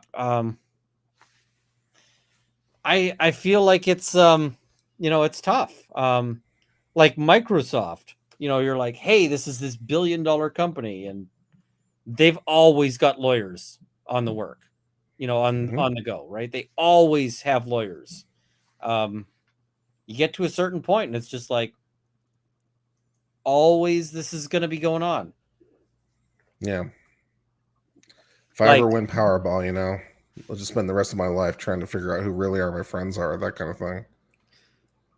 I mean, that's the other thing is if you like a lot of lottery winners express just how lonely they end up feeling because suddenly everybody wants a piece, right? And not just wants a piece, but like expresses how they feel entitled to a piece of your money. So, and that's got to feel really alienating, right? How do you know who's a friend and who just wants something? I actually had the same thought with there was a moment one of the guys at the Johnny Depp trial testified. He's like, Johnny Depp kind of has a hard time because he's like, when you're Johnny Depp, everybody wants something. And I'm like, that would actually suck a lot.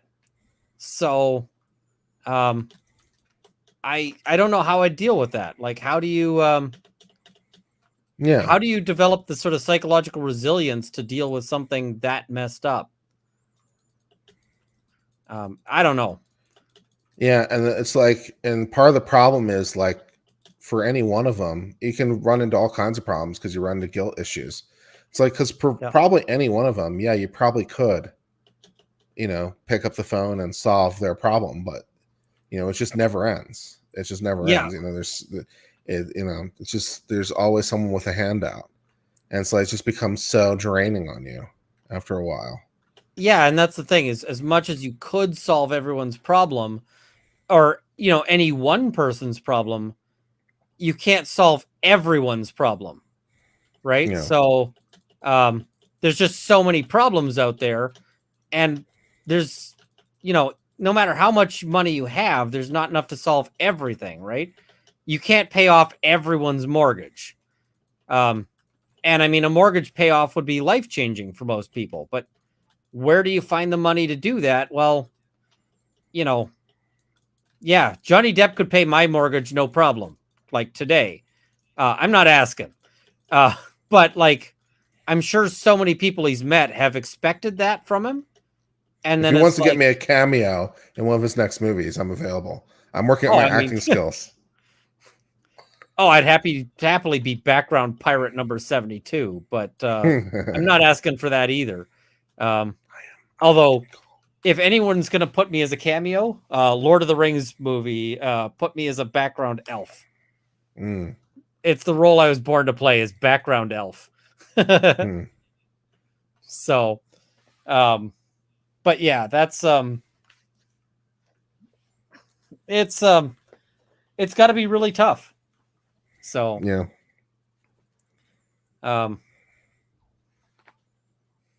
I just I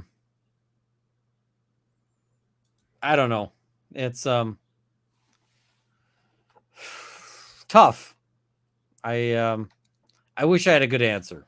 I did. So, And it's amazing, like in the case of lottery winners, how many wind up completely bankrupt. Isn't it like something like 2/3 wind up that number completely was actually destitute? completely made up. Just Yeah. so nobody knows what the actual number is, but there are Yeah. a lot of famous cases of people who've ended up bankrupt or murdered. Mm. Murdered happens a lot, where like, and in some cases it's by people they thought were friends. They just get kidnapped and whatever else. So yeah, I think that's rough, but well, at this point my cough is starting to get a little worse here. Well, So you I can think, sign off, man. It's been fun hanging with you. yeah, likewise. It's been too long. I think I'll wrap this up here. I got to get through the super chats first and so forth before we do, but we'll start the You want me wind to up read some of them process. for you? No, we'll just, I mean, we can, sure, I'll get you to read them. I'll pull them up here as we go. Sure. Joey Johns Donnelly says they copy struck Andy over a video he took on his own photo of Johnny backstage at concert. Yeah, he's going to have some claims against Netflix for sure on all that stuff. So if he needs help, let me know. I'll be happy to help him. I'm sure he's already got competent legal counsel, but yeah. Yeah, no, I think he's covered. KP, who is a member for 2 months, says thank you for everything you do, Runkle. Of course, Runkle is the greatest. Anna Na Moose for $10 says brilliant of Netflix using footage from a group of lawyers without getting proper clearance. You guys were discussing the law and evidence. It was great. Yeah, well, we'll see how that turns out and whether or not it serves as a boon. So I'll take a look and see what we got. But thank you for the note. Yeah, no, fair enough. Pants for $5 says yes, the Alpaca have handlers. I just mean Rob would be sad if he didn't have time to pet them. I agree. We will make sure that Rob gets his pets time. Thank you for the super chat. Yeah, I'd have to find a day when, when that was available. Laura Lenny said, for member 7 months, can you all do class action versus Netflix? Probably not a class action in the proper sense because there's not enough of us to justify it as a class, but we could all, simultaneously sue together. That would be hilarious, but thank you for the thing. Yeah, I don't know how much the minimum you need for that. It's probably not so unmanageable or so unwieldy as to necessitate a class action. Fair.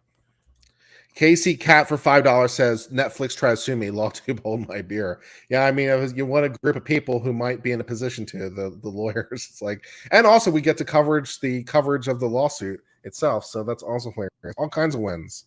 Thank you, Casey Cat. I mean, there's definitely the the flip side on that. Being Me 73 says, did you and Mrs. Runkle ever get the luggage tags I sent you? Did you? I did not. So yeah. Yeah. I don't know what happened post office. Kay Rab says they didn't get permission from EDB. She's someone they want to cancel. Yeah, if they didn't get permission from EDB, I mean, she's so heavily featured in that film and so prominently featured that it's hard to believe they didn't get clearance for that. So, Yeah, okay. I mean, Yeah.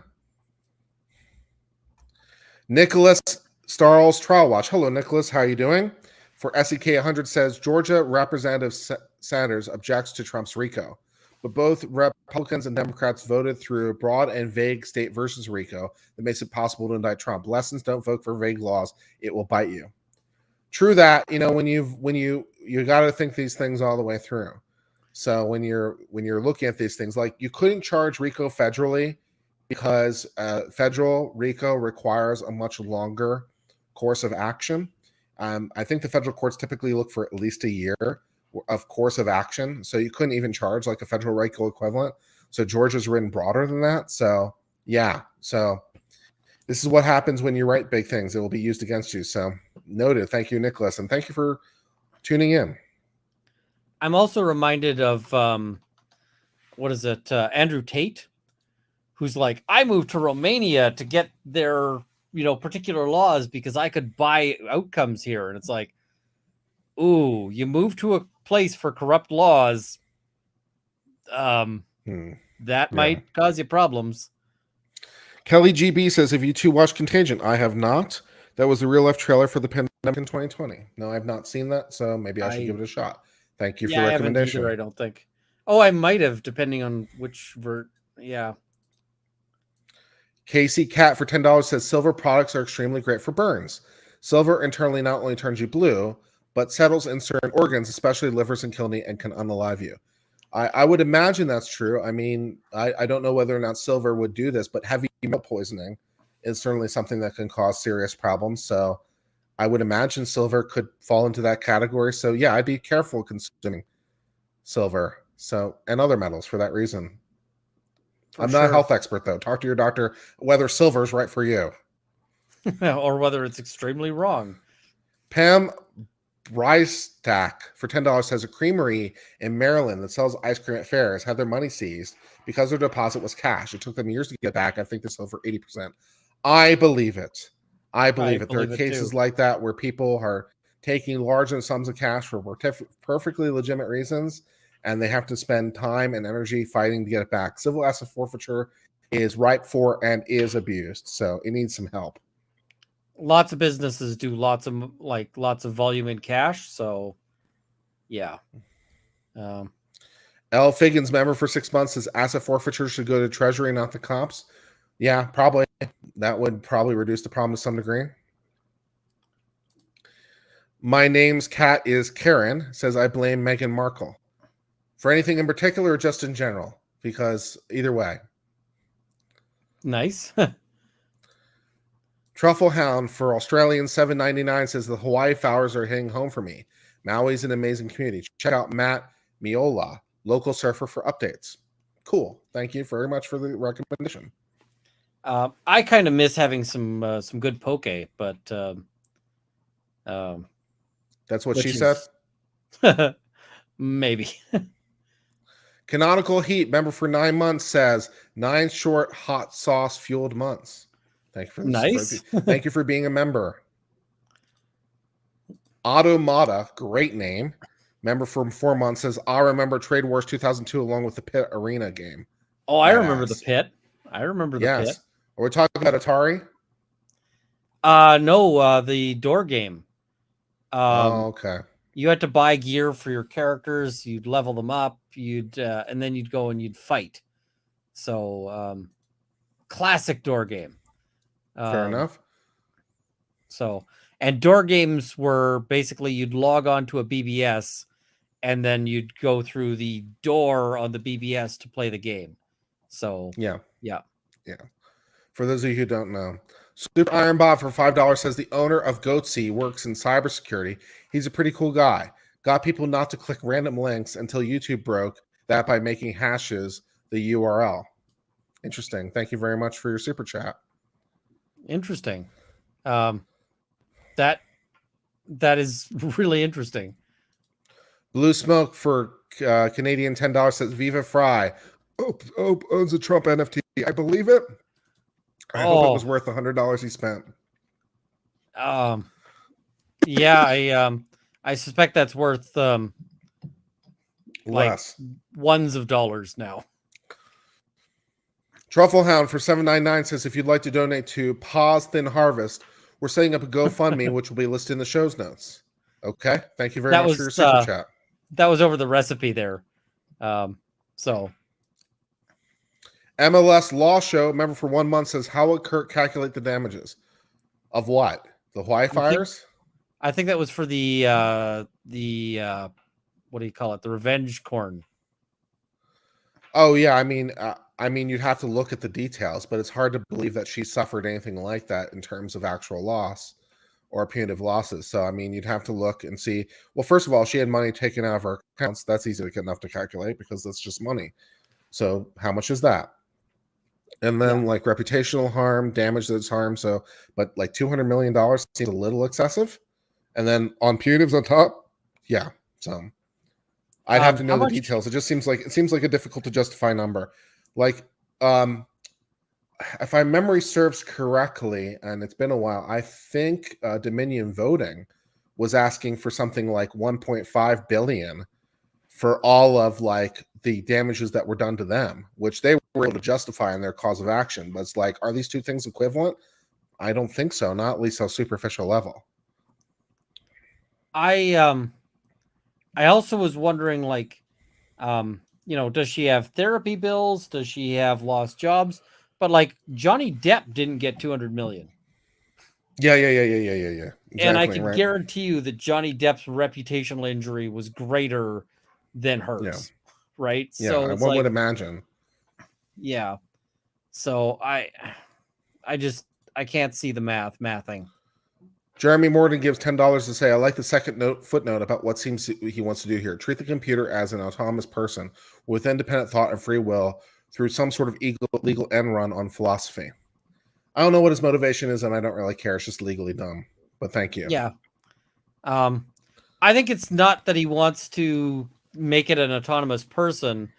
I kind of feel like really what he wants is just he wants to run this system and own the copyright of everything it spits out. So that's his ultimate goal on that. Midnight L 2008 says, have a migraine and can't stay, but wanted to send support for tonight's stream. Well, thank you. We do appreciate everyone who helped support Ian's stream because Ian is a great guy. So continue supporting him. Thank you very much. And Trufflehound for $7.99 says, I caught the barrel firearms joke, Kurt. Delightful. Yeah, Ian didn't seem to catch the joke. But I tried missed for those that. of you who catch. Yeah. I missed it. Yeah. I'm sorry. Yeah. You said you don't see a lot of barrels, and I said, aren't you a firearms lawyer? There we go. Yeah. Yeah, okay. Marble Cat for member for 3 months. Kurt, have you seen the Bumblebee Goby? No. What is a Bumblebee Goby, and how do I get it in my life? I am trying to pull this up. So it's a fish that looks like this. Cool. So it's a bee fish. I need a tank of them, I guess. You might need to get a bee fish. Thelo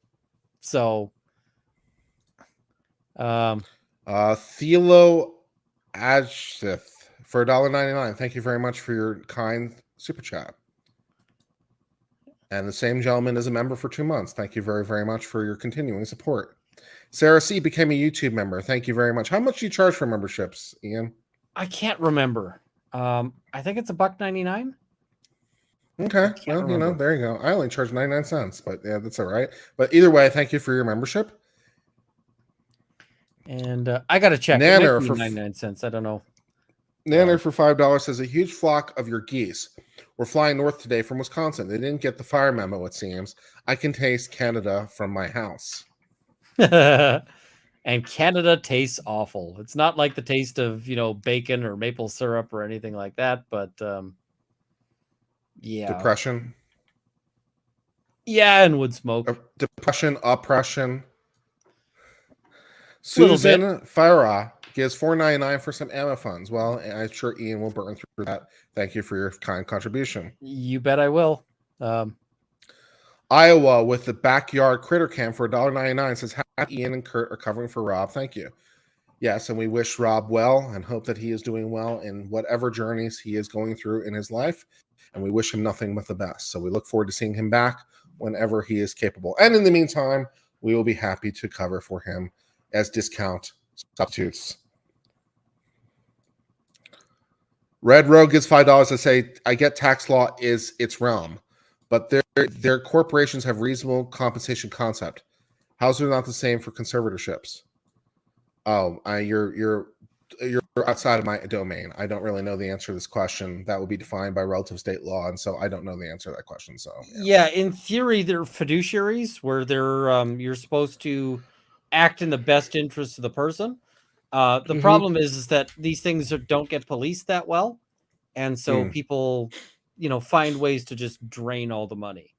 There's other things where they'll do stuff sometimes, like set up a company to provide care for the person, and the company has one employee, which is the conservator, and so then they hire themselves that way. There's all sorts of sketchy things that get done. Torin 3 for $5 says, "Figures out how to do 2 cams on StreamYard, dual cam stream tomorrow. Feel better, Ian." Fantastic. And Musical Soup gives $2 to give a super sucker. Thank you, Musical Soup. I'm not sure what kind of soup Musical Soup is. I recently made a chicken noodle soup, which was quite delightful. So I hope whatever soup you're making is also delightful. Truffle Hound says, "The bee fish lives." It sure does. And Laura Lenny says, "Please help Kurt so we can gift on his channel from iOS."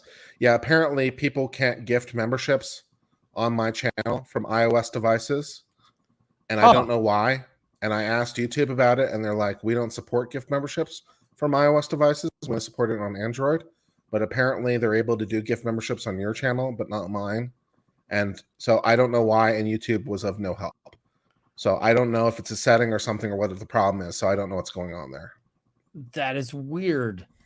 I guess let's go through some memberships as well. Wesley Hoke, thank you for 5 gifted memberships. Lori Leaney, thank you for 1 gifted membership. Carolyn Knight, thank you for 5 gifted memberships. Canonical Heat, thank you for 20 gifted memberships. Island, thank you for 5 gifted memberships. And yeah, and I see Jessica P says, "Much love to Ian and Kurt for the Friday night stream." So thank you. You're welcome. Oh, and we've got having fun. Thanks, Ian, Kurt, and Beefish from Bop It. Appreciate that. Thank you very much. And Cat W says, "Thank you for entertaining us tonight." With are you guys doing Roll of Law tomorrow? Nothing. I don't think there's anything tomorrow. So what do you call it? Lawyers and Dragons is on hiatus. I haven't set anything up with Roll of Law yet. I want to start a campaign, but I haven't figured out what I want to do. I might do some one shots. I might do some, I don't know. So I got to figure all that out. And yeah. And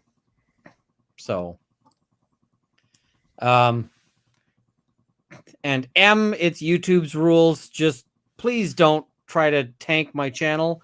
If it happens again, because I know you've got a couple of timeouts, if you're gonna keep making that noise, you'll be removed long term. At this point, I just ban them.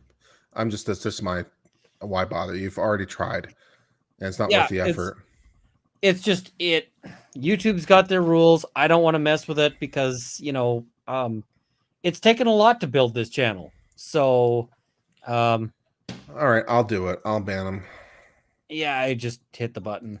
There's only so much you can do there, and it's like if somebody's not going to respect that that's a risk to something I've built, then sorry. I got to deal with YouTube's rules too. It is what it is. You don't have to justify it. It's your channel. They're not respecting you in your own house. And you gave them a warning. You tried to be courteous to them, and they're showing you disrespect. So it's like, well, thanks for coming by. That's what I feel about it.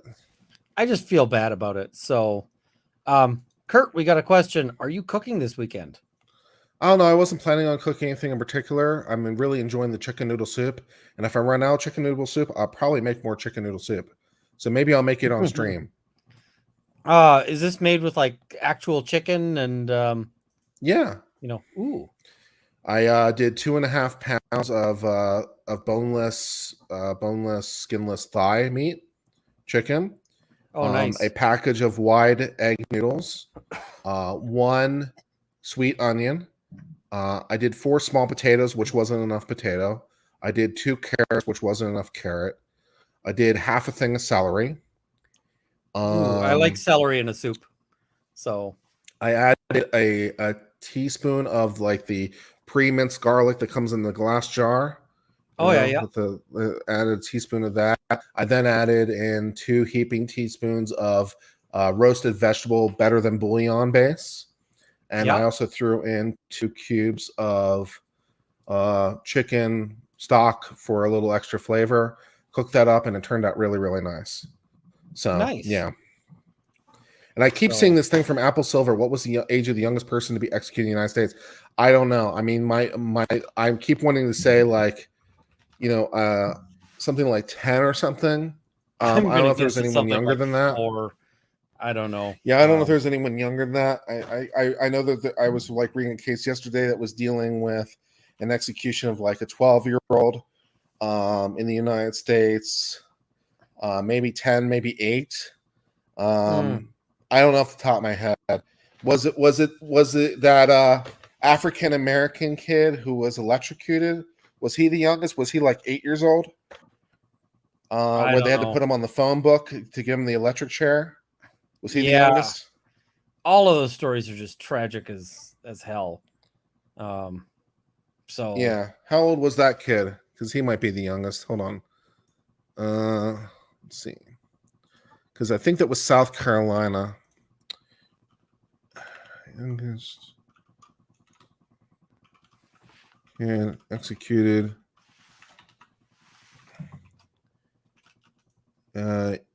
Yes. Yeah, I was right. 14 years, 6 months, and 5 days old. Oh, that's 20th century, though. I don't know if it's the oldest person anyways, but I was right. George Stinley, 1944. He was 14 years, and he was executed. They had actually put him on phone books to get him on the electric chair. There's photos of it. It's really depressing. I wouldn't recommend looking it up. Yeah, do not do that. That will just make you sad.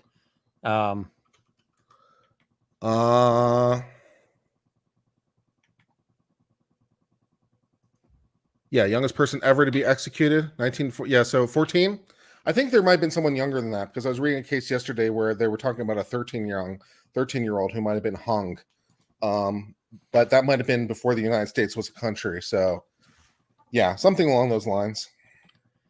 Yeah, and I'm just like, I hate those stories. So, is what it is. I am not a believer in the death penalty in any event. So, like people are like, what about this person? I'm like, yeah, no, you don't need to kill them either. Like, just yeah. So the photos I'm not a fan. Reenactment. Who would reenact that? I don't think that's true. That's messed up. Yeah, I don't know. We've got Cat W saying, thank you for entertaining us tonight. Blue Smoke says, thanks, eh? For the Canadian answer. Jessica P says, for extra cough meds, get some extra sleep to feel better soon. I'm going to try, but I've got so much stuff I got to do. Kristen M96, thanks for babysitting us tonight, Runkle. Happy to. Kurt cooking stream with Ian's recipe in the future. That might be a fun one. And Runkle of the Bay Leaf. Yeah. I really like what is it? I really like what do you call it? A ratatouille as a go-to recipe. And the reason why is because it's vegetarian. If you don't add any cheese or anything to it, it's vegan. It's gluten-free, if you add bread or something, then not so much anymore. But the base recipe is gluten-free. All of the stuff that's in it is not allergenic. I mean, people can be allergic to anything, but it's not commonly allergenic. And it is just it just kind of it's a good recipe. Like, it tastes good, and it's not that much effort. It's not I bought that this thing. much, I bought this thing a Minute Right, which also has quinoa on it. It's got white rice, brown rice, red rice, and some quinoa. That's pretty good for like a nice little mixed base. Yeah. Oh, nice. I like everything that makes your life easier. So yeah. And we see the chicken soup recipe was really good. I'd recommend it. It's also very nutritious and not very expensive. So it satisfies all possible concerns. Chicken soup is classic. I might go and pick up like a chicken and just make a chicken soup out of it. Yeah. It's easy peasy. Yep. And they're good for what ails you. Plus, if I'll throw in some hot sauce in my version, like in my bowl, maybe not so much for my wife, but I do need to throw some hot sauce in there. I definitely should have thrown in some Frank's Red Hot or something. Yeah, I like some hot sauce in there, but it's I'd throw in some red pepper flake if I wanted to go that way. That would be nice. Oh, somebody sent me some red pepper flakes that are just really they're really potent, and so I've been enjoying the heck out of those. So all right. Well, I've enjoyed hanging out with you guys. It's been fun. Likewise. I'm gonna roll the outro, and then we'll wrap it up here, because I think I need to I think I need to lay down for at least a little bit, and then I'll probably get up and do more work. So good night, everybody.